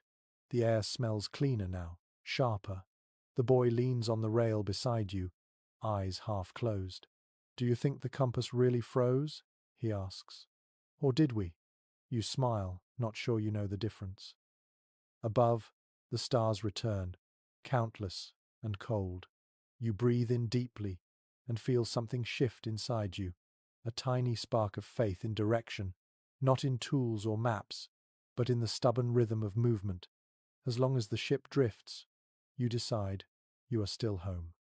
The next night arrives without warning, slipping across the water like ink spreading on parchment. The wind drops away and the cold grows heavier, pressing into every seam of clothing, every crack in the deck. The air feels thick enough to drink, the kind that freezes words before they leave your mouth. You sit near the main mast, rubbing a small piece of bone between your palms. It is carved crudely, the outline of a fish etched along one side. You found it in a chest weeks ago, wrapped in cloth and tucked behind a coil of rope. No one claimed it, so you keep it in your pocket, half as a charm and half as company. Sailors have always loved their talismans. Some tied tiny bells to their belts to ward off ghosts. Others wore bits of coral for luck, or pieces of broken glass to confuse evil eyes.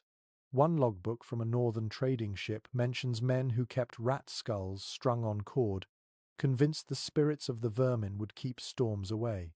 You try not to imagine what that smelled like. The boy sits beside you, blowing into his hands. "You believe in charms?" he asks. You glance at him, then at the bone in your hand. "I believe in anything that gives you a reason to keep breathing," you answer. He nods, satisfied. From below deck, someone starts muttering a prayer, low and rhythmic. The words drift upward through the gaps in the planks, strange and beautiful in their repetition. It is not a prayer you recognize, but it sounds older than language. The sound mingles with the creaking of the ship until the two become one. A curious entry in a medieval sailor's diary notes that crews often carried small relics stolen from churches: a saint's tooth, a sliver of bone, a piece of cloth said to touch holiness once. The sailors rarely believed in God the way priests did, but they respected any power that might be persuaded to notice them. You understand that logic completely. Out here, anything that listens is worth talking to. The boy pulls a small coin from his pocket, rubbing it with his thumb. "Got this from my mother," he says. "She said if I kept it warm, I'd always find my way home." You look at him for a long moment, then nod. "Then keep it warmer than your heart," you say softly. He smiles faintly and slips it back into his coat. The air smells of smoke from the galley and faint salt. Somewhere aft, a sailor spits into the sea and whispers a curse. The gesture is almost affectionate, a small reminder that even the most faithful need something to defy. According to a Danish maritime record, sailors sometimes carved protective runes into the masts of their ships. The symbols were meant to keep away frost, sickness, and betrayal. You glance at the wood beside you and see faint scratches running along its grain. Maybe someone did the same here, long before you joined this voyage. The marks are shallow but deliberate, like a quiet conversation between wood and belief. The captain appears, his coat lined with frost. He carries a string of beads in one hand, the kind a priest might own. He turns them slowly, lips moving silently. You wonder what language his prayer belongs to, if any. Faith at sea is a private thing, a quiet negotiation between man and chaos. The boy watches him. "You think it works?" he asks. "Maybe not," you say, "but it gives him something to do while he waits for dawn." A strange superstition from an old Baltic crew surfaces in your mind. Sailors believed that the cold itself had a spirit, a creature of wind and silence that followed ships through winter. They called it the Frost Mother. She was said to be kind to those who sang to her and cruel to those who mocked her. You think about her now, wondering if she is out there listening, gliding just beyond the reach of light. The night deepens. Ice forms on the rigging again, thin and delicate. The ship seems to sigh as it adjusts to the weight. The stars appear, clear and bright, their light scattering across the frozen deck. You can see your reflection in the frost beneath your boots, faint and ghostly. The boy yawns, curling up beside a coil of rope. He clutches his coat close, eyes half-lidded. You place the carved bone beside him, a silent offering. "For luck," you whisper. He mumbles something in response, too tired to speak clearly, and drifts into sleep. You stay awake, tracing the horizon. The air hums faintly, the kind of sound that feels rather than hears. The frost mother, perhaps, or just the sea breathing under its icy skin. Either way, the quiet feels sacred. Scholars still puzzle over how much sailors believed in the magic they carried. Some say it was habit, others say it was hope disguised as ritual. You think maybe belief was never the point. It was the act of creating order, of naming the chaos so it felt smaller. You reach for the carved bone again and hold it against your chest. The surface is smooth now, warm from your touch. The shape feels right in your palm, an anchor for the mind. Above, the sky begins to pale faintly at the edges. Dawn comes slowly, a soft grey spilling across the waves. The cold remains, but something gentler lingers in the air. You look at the bone one last time, then slip it back into your pocket. Whether it holds power or not doesn't matter. It has already done its job. The next morning arrives pale and brittle. The sun feels weak, its light falling flat across the deck, turning frost to dull silver instead of melting it. You wake to the sound of quiet movement, the shuffle of boots and the creak of wood beneath cautious steps. Then you smell it, faint and metallic. Death has a scent all its own. You sit up and see a small group gathered near the bow. No one speaks loudly. The boy stands at the edge of the circle, his face pinched and still. You already know what has happened before you reach them. A sailor lies on the deck, wrapped in a piece of canvas once used to cover barrels. His eyes are closed, his skin almost translucent. Frost glitters along his beard like tiny jewels. Someone has placed a small stone over his chest to keep the wind from lifting the fabric. For a while, no one moves. Death at sea is not a surprise, only an interruption. It arrives quietly, without drama, like another kind of weather. The captain approaches, hands clasped behind his back. He looks at the body for a long time before nodding. "He goes with the tide," he says softly. In maritime records from the 15th century, there are detailed descriptions of burials at sea. The body was usually sewn into canvas with heavy weights at the feet, a final kindness to keep it from returning to the surface. Sometimes a Bible verse was read, sometimes nothing was said at all. The sea was both grave and witness. The cook steps forward, holding a needle and thread. He kneels beside the body and begins to stitch the canvas closed. His hands shake slightly, though not from cold. Each puncture of the fabric makes a soft popping sound, a rhythm that fills the silence. The boy watches, eyes wide but dry. A curious tradition is mentioned in one old sailor's journal. The final stitch was always made through the nose. It was said to ensure the man was truly gone, not merely asleep.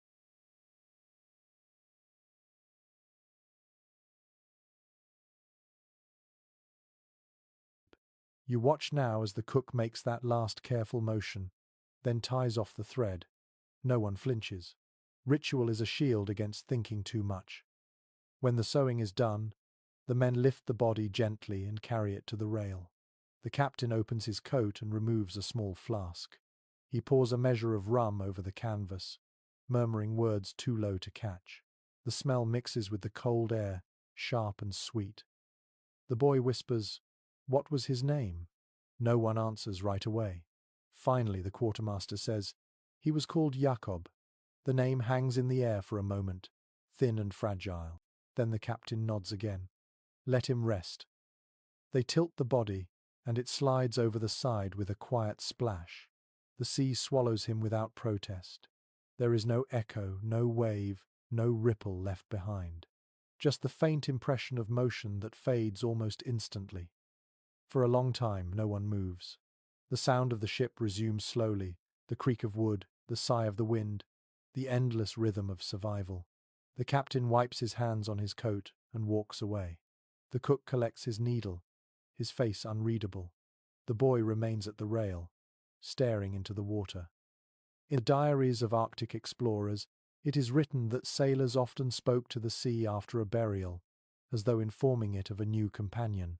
You find yourself doing the same now, whispering a few words you can barely hear. They mean nothing and everything. The boy turns to you after a while. Do you think he felt anything? He asks. You think about frost on skin, about sleep so deep it becomes surrender. No, you say. He was already somewhere else. The boy nods but does not look convinced. A strange superstition resurfaces from a memory you once read. Some crews believed that the spirits of the dead travelled in the wind, guiding ships away from storms. When the air grew calm after a burial, it was taken as a sign of approval.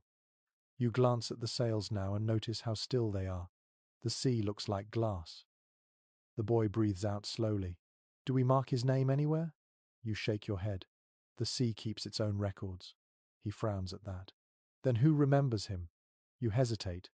We do, you say finally, until someone remembers us. The air grows colder again, but quieter too.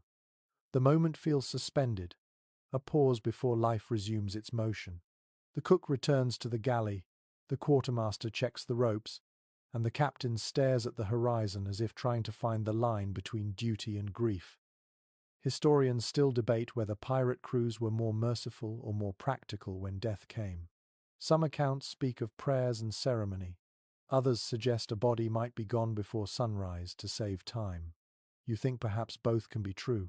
Out here, mercy and practicality wear the same face. Night comes early. The sea glows faintly in the moonlight, calm and endless. You lean against the rail where Jakob went overboard and listen to the water breathing below. The sound is steady, like a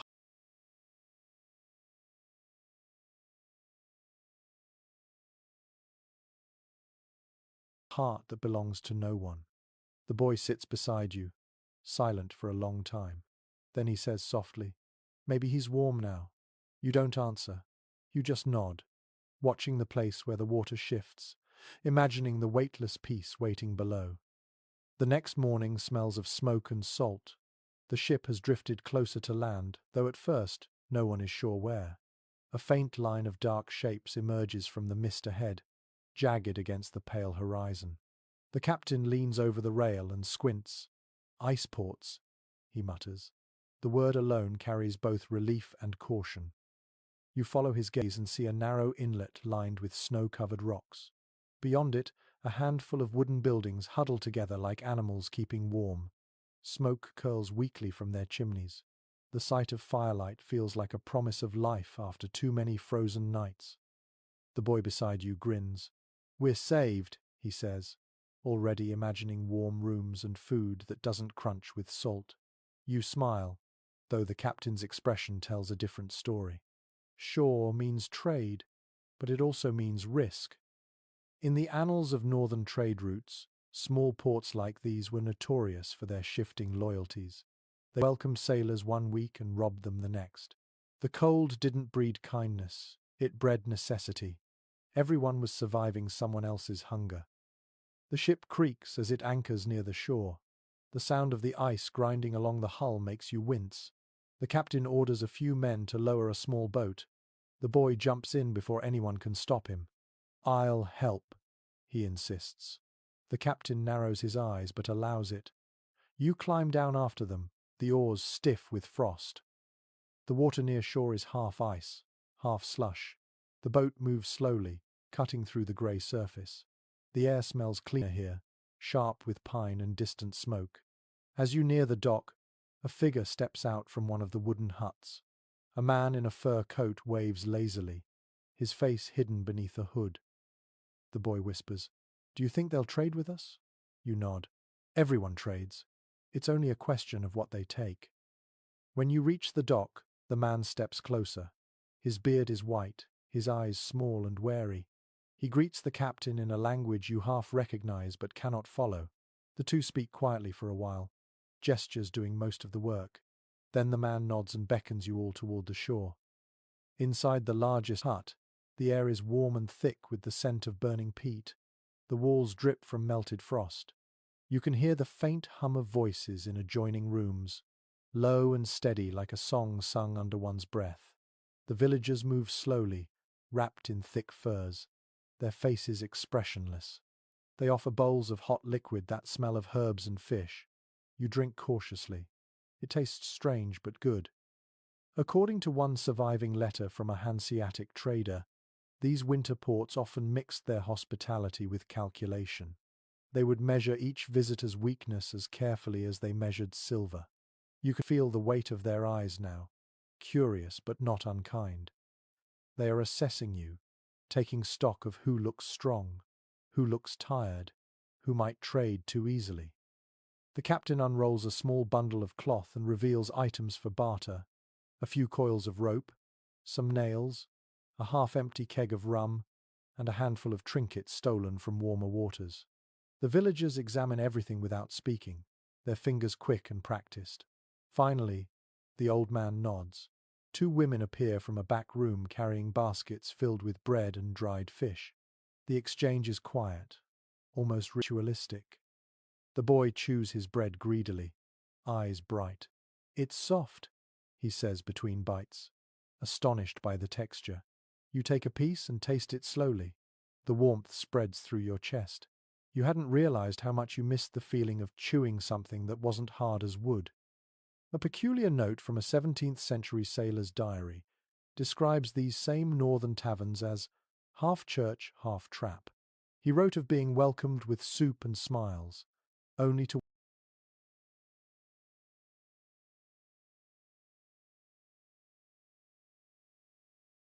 wake missing both his boots and his ship. You glance around now, alert despite the comfort. The villagers speak softly among themselves, their glances quick but unreadable. One of them, a woman with hair like grey straw, approaches you. She offers a small carved figure, a bird with outstretched wings. "For luck," she says in rough Latin, her accent thick. You hesitate, then hand her one of the metal buttons from your coat in return. She nods once, apparently satisfied. The boy examines the carving. "You think it's real luck?" he asks. You turn it in your hand. The wood is smooth, the wings delicate. "Real enough," you say. The captain concludes his exchange with the old man, who hands him a small jug filled with clear liquid. "Firewater," the man says in halting words. "For the blood." The captain smells it, nods, and pockets it without tasting. Trust is a fragile currency here. Outside, the air feels colder after the hut's heat. The village is silent except for the distant bark of a dog. Snow drifts lightly across the roofs. You walk toward the shore again, the carved bird warm in your palm. The boy hums softly beside you, the tune slow and uneven.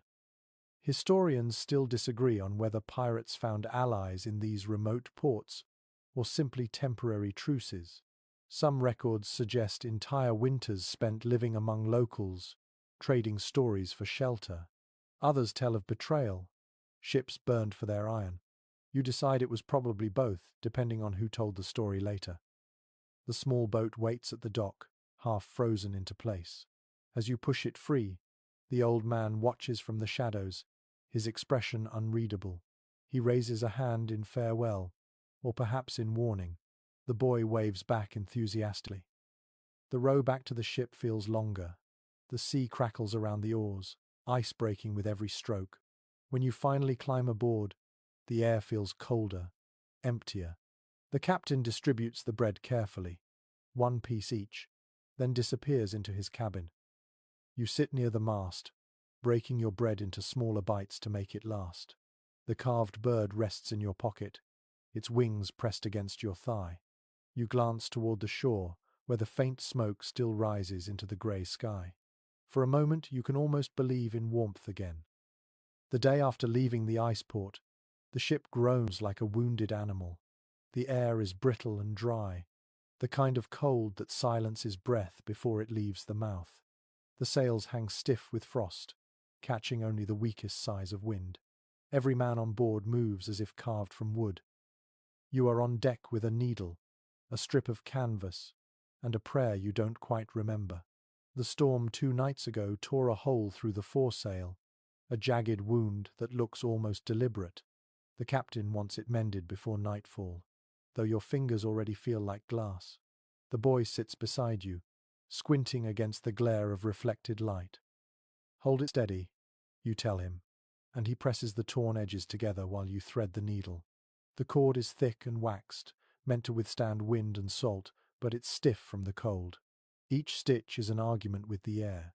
The canvas resists, your hands shake, and the thread frays where it shouldn't. In the journals of 16th century sailors, there are endless entries about repairing sails in winter. Some wrote about it like poetry, others like confession. A single tear could cripple a voyage, and mending it often meant gambling with frostbite. You understand both now. The canvas feels alive beneath your fingers, trembling with every gust. The boy asks, "Didn't they ever have spares?" You shake your head. Spares don't last long when the wind hates you. He laughs softly at that, though his breath comes out in white clouds. The needle slips and pricks your thumb. A bright bead of blood forms instantly, startling against the pale skin. You watch it freeze almost at once, a tiny ruby turned to glass. The boy stares. "That's horrible," he says. You grin. "That's proof I'm still working." One curious note from a merchant's log claims sailors would sew with fishbone needles when metal ones froze too quickly. The trick, apparently, was to warm them first in one's mouth. You consider trying it before deciding the taste of salt and rust isn't worth it.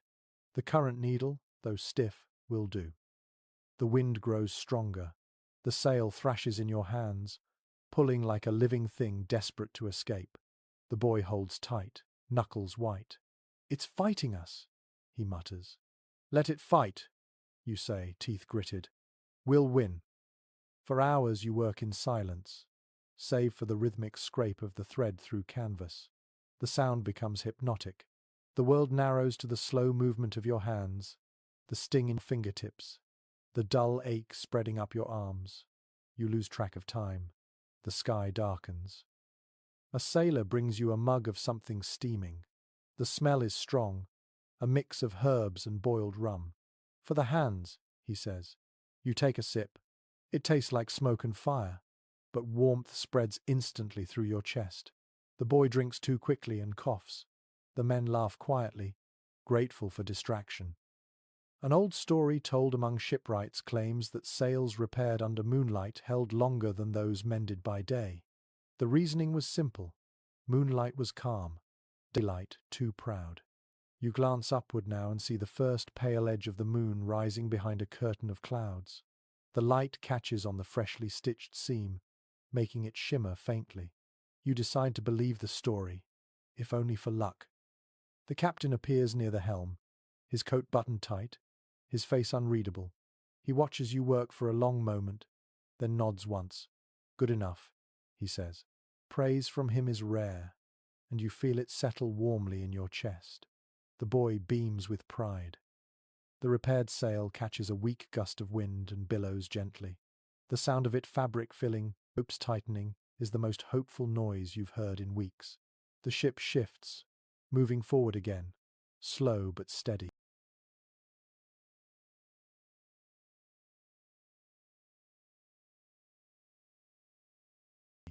The crew lets out a quiet cheer, more sigh than shout, but real. You rub your hands together, feeling the stiffness ease slightly. The tips of your fingers are cracked, the skin raw and split, but the warmth returning to them feels like victory. The boy grins and says, "You think it'll hold?" You nod. It has to. Researchers today still wonder how sailors managed such delicate work in freezing conditions. Some suggest they used their breath to thaw the fabric. Others think they worked entirely by touch, guided by memory and instinct. Standing here, you suspect the answer is simpler. They just did it because they had no choice. The wind picks up again, and the repaired sail flutters confidently above you. The sound is sharp, but clean, like laughter in the dark. The boy leans against the mast, exhausted but smiling. "You think the sea noticed?" he asks. "She always notices," you reply. "She just doesn't always care." The horizon burns faintly pink as the last light of day touches the clouds. You sit back, flexing your aching hands, and watch the sails strain against the wind. The ship seems to move with new purpose, cutting through the water with quiet strength. You glance down at the boy, already asleep, his face half buried in his coat. The repaired seam glows softly in the moonlight above you, a thread of stubbornness holding the world together. You smile at the thought and close your eyes, letting the sound of the sails fill the silence. By dawn, the wind has shifted again, sharp and unkind. The cold no longer hides in corners. It moves through everything, a quiet predator with endless patience. You wake to the sound of someone groaning below deck, a low and rhythmic noise that doesn't belong to sleep. When you climb down the ladder, you already know what you'll find. The ship's barber surgeon is bent over a man lying on a barrel lid, the air thick with the smell of salt, sweat, and something worse. The patient's foot is blackened, the skin hard as bark. Frostbite. You have seen the early stages before, white patches on fingertips, slow numbness, but this is beyond that. This is what happens when the cold decides to keep a part of you for itself. The surgeon looks up briefly, eyes sunken from sleeplessness. "Fetch me the oil," he mutters. You grab the small clay jar from a shelf and hand it to him. Inside, the liquid is dark and thick, made from whale fat and crushed herbs. It smells like smoke and seawater. The surgeon dips his fingers in and rubs the oil along the man's leg, speaking softly, almost apologetically. Medical records from seafaring expeditions mention countless such treatments. Sailors trusted fat, rum, and prayer in equal measure. Doctors were rare, but anyone who owned a knife and steady hands could become one. The surgeon here has both, though his expression suggests he wishes he had neither. The boy appears at the bottom of the ladder, wide-eyed. "What's happening?" he whispers. You motion for him to stay back, but he steps closer anyway, drawn by grim curiosity. "He's freezing from the inside," you say quietly. The boy shivers, clutching his coat. "Can't we warm him?" You shake your head. "Not that part anymore." The surgeon unwraps a bundle of tools. The metal gleams faintly in the weak light, each blade nicked and dull. "Hold him," he says. Two sailors obey, gripping the man's shoulders. You steady yourself against the wall as the knife descends. The sound it makes is quick, efficient, wet. The patient's scream tears through the air, sharp enough to split the silence above deck. No one looks away. The sea has taught you that pain is sometimes mercy. The surgeon works with the calm of someone who has seen this too often. He hums under his breath, a soundless tune, perhaps to drown out what he's doing. The air fills with the metallic tang of blood and the heavy sweetness of oil. In the logbook of a 16th century privateer, a surgeon described using brandy to clean wounds and dull pain. When supplies ran out, he resorted to vinegar and snow. You wonder what this man would give for either right now. The boy stands frozen, eyes wide. You touch his shoulder gently. "Go above," you tell him. "You don't need to see." He hesitates, then shakes his head. "If they can do it, I can watch." His voice cracks, but he doesn't move. The surgeon finishes the cut and binds the stump with a strip of linen. The bleeding slows. The man slumps back, unconscious or perhaps grateful to be so. The surgeon wipes his knife on his sleeve and exhales shakily. "He'll live," he says, "if the sea allows it." You hand him a cup of rum, the last from the ration. He drinks it in one swallow. "Frost takes faster each year," he mutters, "as if it remembers our names." You don't answer. Some thoughts deserve silence. The boy crouches beside the patient, staring at the bundle that used to be a foot. "It looks small," he says softly. "Everything looks small after it's gone," you reply. Later, the captain comes down to check the injured man. He stands at the edge of the light, saying nothing. When he finally speaks, his voice is quiet. "Throw the rest of the oil overboard," he orders. "It will spoil before morning." The surgeon hesitates. "We might need it." The captain shakes his head. "It carries death now." There is a strange logic in such superstition. Historians note that sailors often destroyed anything associated with sickness or loss, as though the sea itself demanded an offering. The act was half precaution, half exorcism. You watched the surgeon toss the jar into the waves later that night. The sound of it hitting the water is soft, almost polite. When the deck quiets again, you sit near the mast, staring at your hands. The smell of oil still clings to your skin. The boy sits beside you, silent. After a while, he asks, "Do you think it hurts after?" You look at him and shake your head. No. Pain leaves when it has nothing left to claim. The stars shimmer faintly above, their light as distant as forgiveness. You breathe deeply, the cold air biting at your throat. Somewhere below, the wounded man dreams of warmth he may never feel again. A fragment from a sailor's letter surfaces in your mind. He wrote that frostbite was the sea's way of marking those it chose not to drown. You think about that now, about the strange mercy of survival that always asks for something in return. The boy leans against you, his small body trembling. You place your arm around his shoulders. "Keep moving," you whisper. "Keep warm." The sea takes what stands still. He nods, eyes heavy with exhaustion. The ship rocks gently. The wind sighs through the rigging, and the world narrows to the quiet rhythm of breath and heartbeat. The night is long, but you keep breathing, both for yourself and for the man below who cannot. The days have started to blend together, each one folded neatly into the next like pages left out in the rain. Time no longer feels measured by sunrise or tide, but by the sound of hands working and the smell of smoke that drifts from the galley. The cold has become so familiar that warmth now feels like a rumor. You are sitting near the lantern light, watching a man hunched over a scrap of parchment. His fingers tremble as he dips the quill into a small pot of ink, but he writes carefully, each word placed as though it might fall off the page if he rushed. It takes you a moment to realize he is writing a letter. Ink freezes easily in weather like this. To keep it fluid, sailors used to mix soot with rum or lamp oil, creating a slow, thick black that resisted the frost. The man now warms the quill between his palms before touching it to the paper. The tip scratches faintly, the sound small but steady. The boy sits beside you, curious. "Who's he writing to?" he whispers. You shrug. "Someone who'll never see this letter, probably." He frowns. "Then why bother?" You smile faintly. "Sometimes the writing is the seeing." The man pauses, holds the parchment up to the lantern, and frowns at a smear of ink spreading across the words. He blows gently, but the breath turns to mist and falls back as frost. The ink stiffens again, trapping his sentence mid-thought. He sighs, mutters something about patience, and starts another line.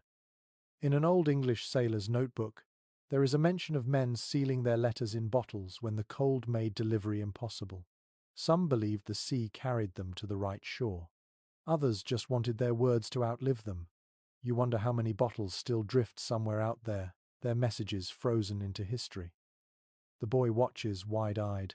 "Do you write letters?" he asks. "Only in my head," you say. "The sea doesn't deliver paper." He nods thoughtfully. "If you could, who would you write to?"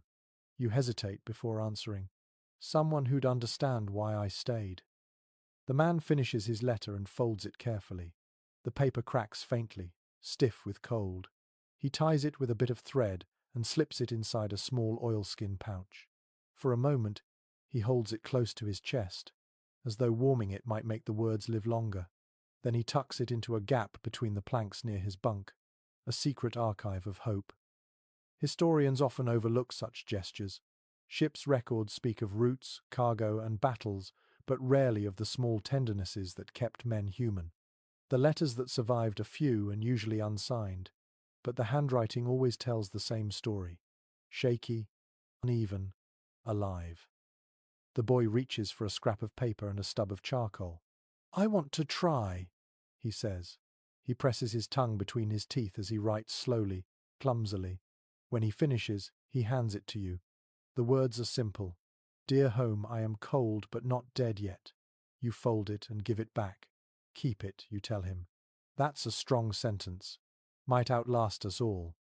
He grins proudly and tucks it inside his coat. The act feels strangely holy. The lantern flickers as the ship sways. The sound of wind fills the small space, soft and constant.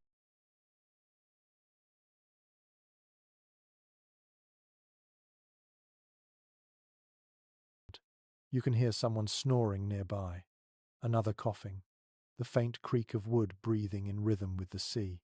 The letter writer stands, stretches his hands, and walks toward the ladder, perhaps to deliver his folded hope to the waves.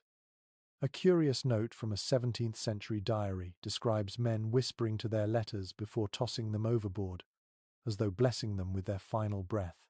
You imagine him doing that now, voice low, eyes on the horizon that hides more than it shows. The boy yawns, curling beside you. "If I send mine," he murmurs, "do you think it will find my mother?" You watch his small fingers clutch the paper. "If the sea listens tonight, yes," you answer. "If not, then the stars will." He closes his eyes, comforted. The lantern burns lower, the air growing colder but quieter.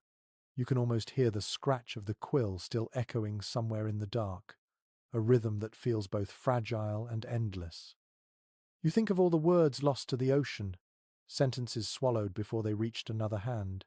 Maybe the sea keeps them, you decide. Maybe that is why it never stops murmuring. Every wave, a fragment of someone's unfinished thought. You take one last look at the letter hidden in the planks. The ink may freeze, the paper may rot, but the intent remains an act of defiance against silence. You smile, suddenly certain that words, like warmth, are never truly lost. They just change form. The air that night feels different, softer somehow, though still sharp enough to sting when you breathe too quickly. The sky above the mast is clear, the stars crowding together like frost crystals clinging to the dark. You lie on your back, watching them flicker, each one a frozen ember that refuses to die.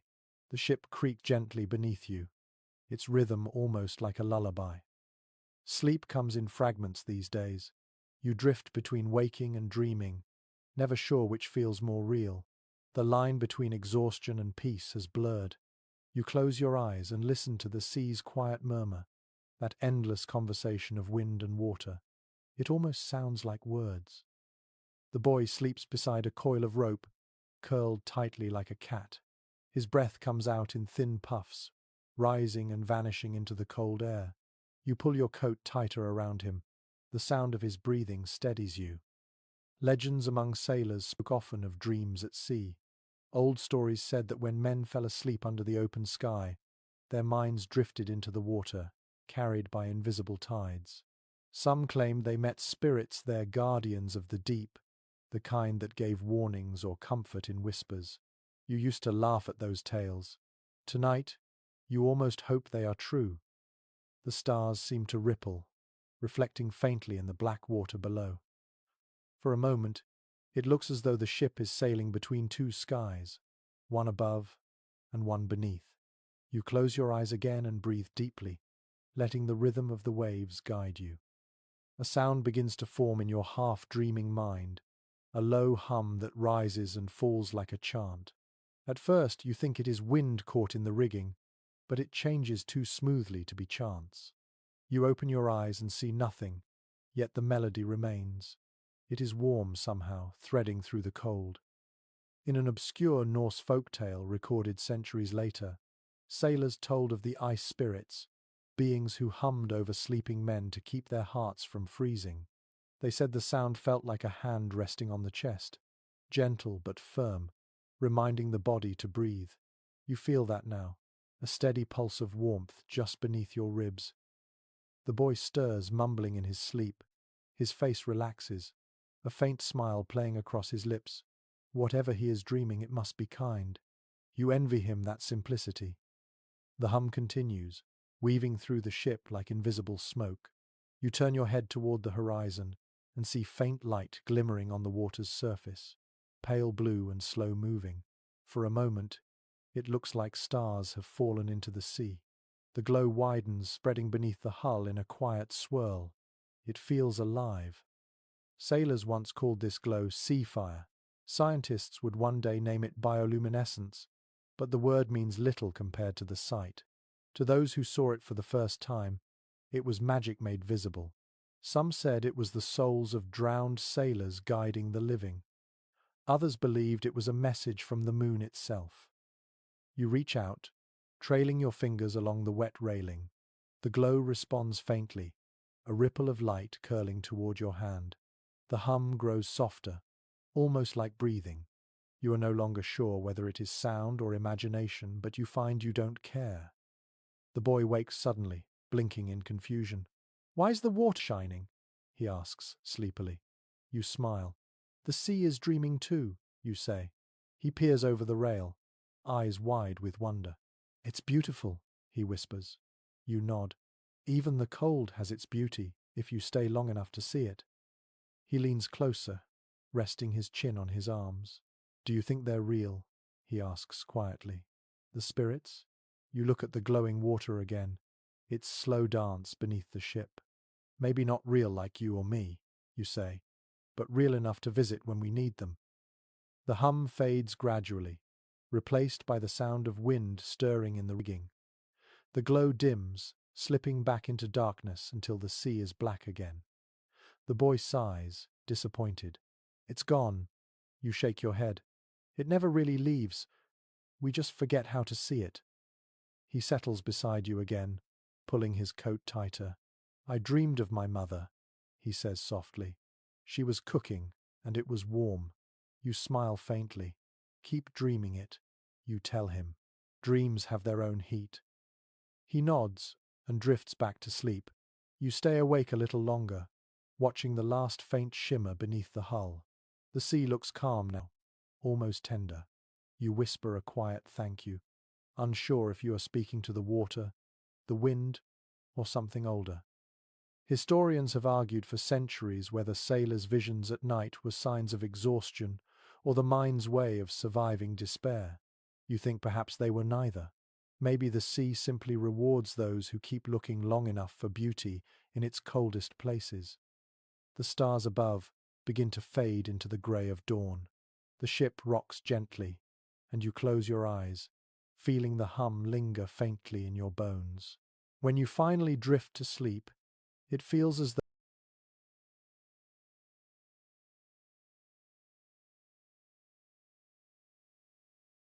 though you are floating in light rather than darkness. The morning sun rises weakly, hidden behind a veil of cloud that glows like dull pewter. The ship creaks with every swell, but there is a gentleness in the motion today. The air feels a fraction warmer, and for the first time in weeks, your breath doesn't turn instantly to mist. The cold is still there, patient and watchful, but something in the wind has shifted. You lean against the rail, gazing toward the southern horizon. The light looks softer in that direction, as if the world itself remembers warmth. The boy stands beside you, squinting into the distance. "Do you think we're really heading south?" he asks. "Feels like we've been chasing the same cold forever." You smile faintly. Every step south starts with a question like that. According to the journals of early privateers, the turn toward warmer seas was the quiet celebration of every winter voyage. There was no ceremony, no speech, only a sense of release that traveled through the crew like a slow tide. Men spoke more easily, shoulders loosened, even laughter began to sound less brittle. You can feel the same change happening now, subtle but unmistakable. The captain emerges from his cabin, blinking against the pale light. He stands still for a long time, studying the sky. Then he gives a single nod and says, "South." The word spreads quickly, repeated in half, whispers that sound like prayers. South, the direction of sun, of thaw, of life. The boy grins. "We'll be warm again?" he asks. "Eventually," you answer, "but the sea likes to test our patience first." A curious passage from an Italian explorer's letter speaks of how sailors could sense warmth before it arrived.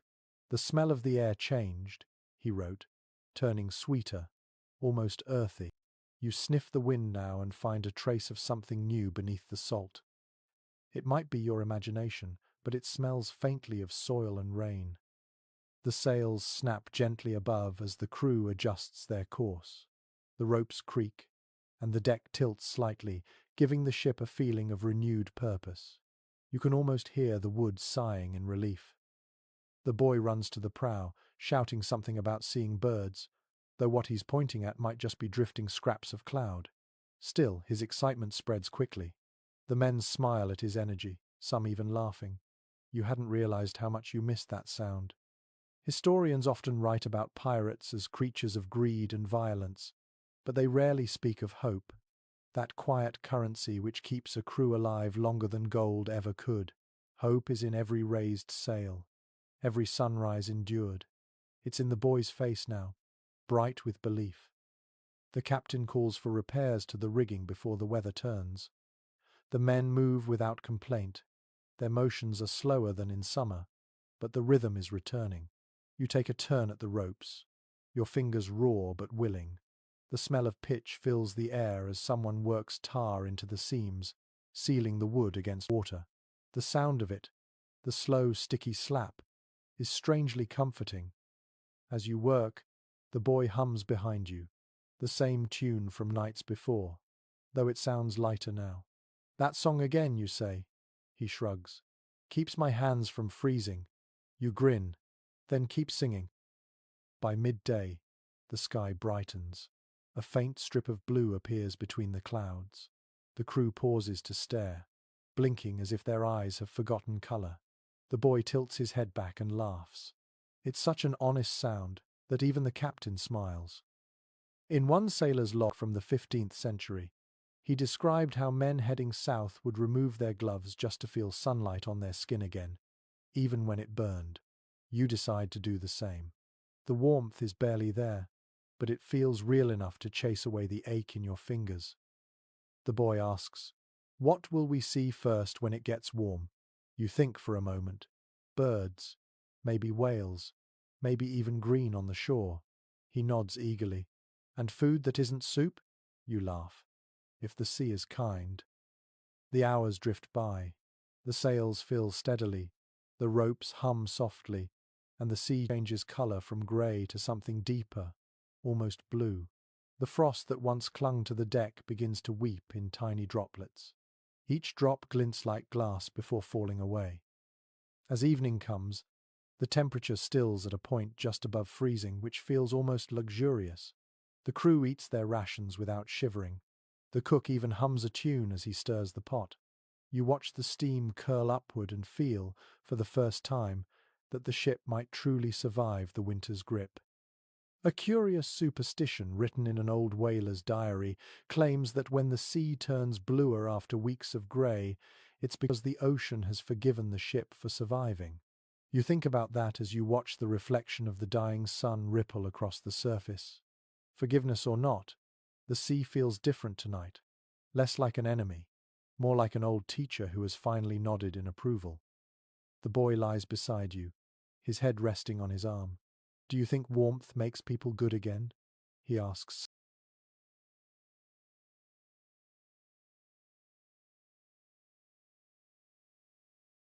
sleepily.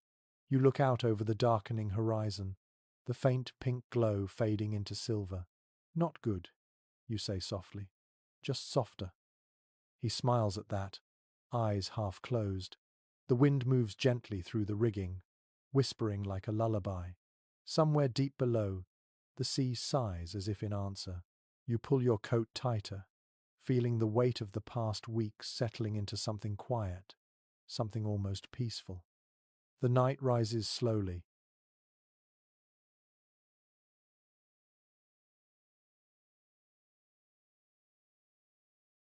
But the cold no longer feels like an enemy. For the first time, you can imagine a future beyond it. You close your eyes, letting the soft rhythm of the waves carry that fragile thought into sleep.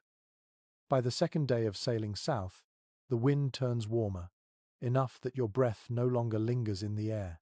The sea has shifted color again, deeper now, a grey touched with green that reminds you faintly of river water near spring. The crew moves with something that looks almost like energy. Even the ropes creak differently, their sound more alive than tired. You sit on a coil of rope near the galley, watching the boy repair a tear in his sleeve with careful stitches. His tongue sticks out slightly in concentration, his fingers clumsy but determined. "You're getting good at that?" you tell him. He grins without looking up. "I learned from watching you fix sails." You nod. "Then you'll survive longer than most." The captain stands at the bow, his coat open for the first time in weeks. His hair whips in the breeze, and his eyes are fixed ahead. The sun has found enough strength to cast shadows again. They fall across the deck like soft ropes, pulling the world back into motion. A rare account from a 16th century navigator describes how men changed when leaving the frozen north.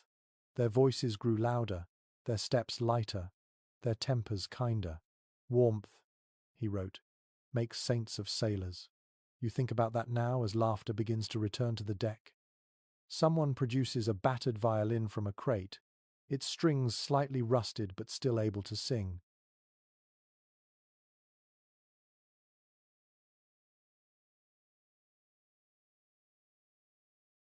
The musician tunes it slowly, listening to the sound with a small smile. When he begins to play, the melody drifts across the water like a memory too soft to disturb. It is a song about land, about fires in taverns and women laughing, about everything the sea can never give but sometimes lets you remember. The boy stops sewing and listens. His eyes shine in the sun, wide and wondering. "That's the sound of home," he says. You nod. Or maybe just the sound of wanting it. The cook appears with a pot of stew richer than usual, its scent carrying across the deck. The men gather without being called, bowls clutched in eager hands. Steam rises into the air, curling like incense. The cook grins at your expression. "Traded for spice back at the port," he says proudly. "Smells like a real meal, doesn't it?" You laugh and take a spoonful. The taste surprises you. Pepper, onion, something sweet at the edge. It feels almost sinful to eat so well. As you eat, the violin continues its song. Even the captain listens, his face softening. The sea responds gently, its surface rippling with light. The warmth reaches your skin in small waves, each one a reminder that the world is not entirely cruel. A curious entry from an old log describes a similar moment of peace. The writer claimed that after surviving a harsh winter, a crew shared one meal in silence, as though speaking might frighten away the blessing. You understand that now. The sound of spoons scraping bowls, the rhythm of chewing, the soft hum of music, all of it feels sacred. The boy finishes his food first and leans against the rail, watching the water. "It looks different," he says. You follow his gaze. The waves are slower now, more deliberate, their color warmer, softer. The sea's thawing, you tell him, like us. The musician shifts his tune to something livelier. A few sailors clap along, their movements awkward but joyful. Even the cook joins in, tapping his ladle against the side of the pot in rhythm. The laughter that follows is honest, almost defiant. For a brief, shining moment, you could almost believe this ship is a home and not a fragile miracle afloat on eternity. Historians rarely mention joy when they write about these voyages. They focus on storms and hunger, on greed and blood. But those who lived it knew that laughter was not decoration, it was armor. To laugh at the sea was to remind it that it hadn't yet won. The boy looks at you, his face glowing in the fading light. "You think we'll see land soon?" he asks. "Soon enough," you reply. The world always gives you a glimpse before taking it back. He doesn't quite understand, but he smiles anyway.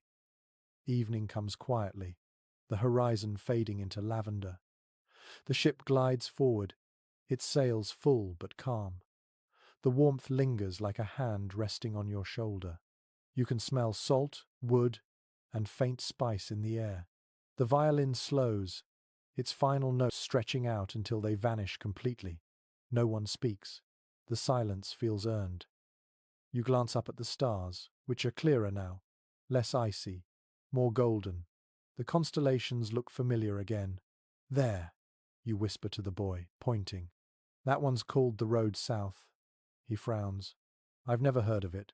You smile. "That's because sailors make new constellations when they survive old ones." He laughs softly. Then what happens when we run out of sky? We invent another, you say, and he nods as though it's the simplest truth in the world. As the ship drifts on, the air cools again, but it no longer bites. The frost is gone from the ropes, the deck feels less cruel beneath your feet, and for the first time in many nights, the idea of sleep doesn't feel dangerous.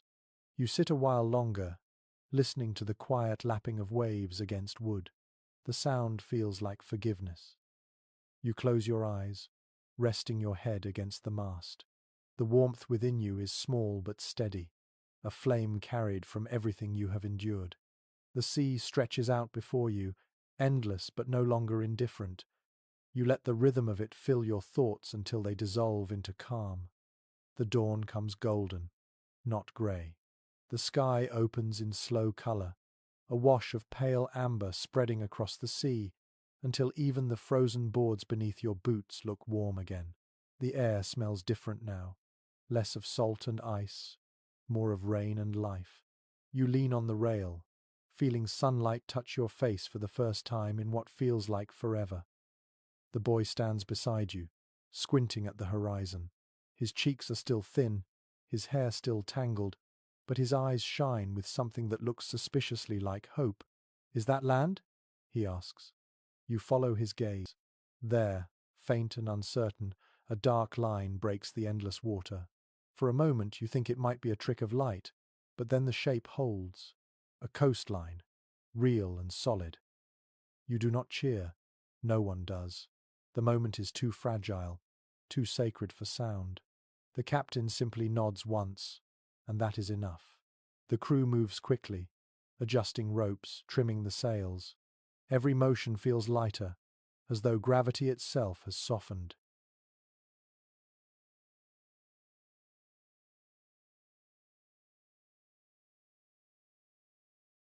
In the writings of early explorers, there is a quiet reverence for the first sight of land after months at sea. They called it the return of colour. It wasn't just about survival. It was about remembering that the world still held warmth, that the body's suffering had a destination. You understand that now in your bones. The ship glides closer, the coastline sharpening into definition. Cliffs rise like ancient guardians, streaked with moss and light. The sound of waves striking stone reaches you in soft bursts, gentle but sure. You can smell wet earth beneath the salt, a scent that feels impossibly alive. The boy laughs suddenly, bright and unrestrained. It startles the men nearby, but then they laugh too. The sound rolls across the deck, uncoordinated but real. Laughter has weight again. It doesn't float away on the wind like it used to. You remember a curious line from a sailor's logbook: "After winter seas, even dirt looks holy." You think of that as you watch a gull sweep past, its cry sharp and distant. The sky feels bigger with that sound in it. The captain orders the anchor prepared, though no one hurries. There is no storm now, no urgency, only the slow, careful return to something you had almost forgotten existed. The boy grips the railing so tightly his knuckles turn white. "We made it," he whispers. You nod. "We did." A peculiar belief from coastal folklore said that every sailor carried the sea in his blood, and when he stepped on land again, the sea mourned the loss. You think about that as you watch the waves break against the hull, as if reluctant to let you go. The rhythm feels like a heartbeat, slow and steady, matching your own. The boy turns to you.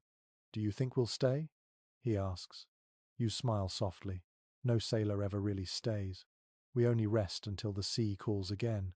He frowns, but then nods, as if he already understands that truth somewhere deep inside. The crew begins to gather what little they own. A few coins, scraps of rope, a knife dulled by salt. You do the same, packing quietly. The carved bird the old woman gave you rests in your pocket. You take it out and hold it against the light. Its wings glow faintly, as though it remembers something you do not.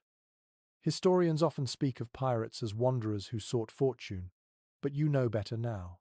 Most sought warmth, or meaning, or simply a story worth telling before the sea took their names. You look around at your crewmates, the tired eyes, the cracked hands, the smiles that look too small for their faces, and you see something like peace among them. The boy leans his head on your arm. "What do you think we'll find there?" he asks. "Whatever we've earned," you reply. "Maybe a little sun, maybe a little silence." He nods again, satisfied. The ship slows. The sails loosen. The anchor drops with a deep splash that sounds almost like relief. The sea settles beneath you, its endless voice softening to a whisper. The boy grins and lifts his face to the sunlight. "It's warm," he says. "Really warm." You close your eyes and breathe deeply. The air tastes new. For the first time in months, the cold inside you begins to melt. The warmth doesn't feel fragile anymore. It feels deserved. The sea, still vast and patient, rocks the ship one last time, as though giving permission to rest. No one speaks as the first small boat lowers into the water. The oars dip gently, breaking the surface with steady rhythm. The boy climbs in, clutching the carved bird in one hand. You follow, watching the ship recede behind you, its dark sails catching the morning light. It looks smaller now, like a memory that will fade but never disappear. The waves push you toward shore. The smell of earth grows stronger, the sound of gulls louder. You glance once more at the sea. It glitters like glass, serene, pretending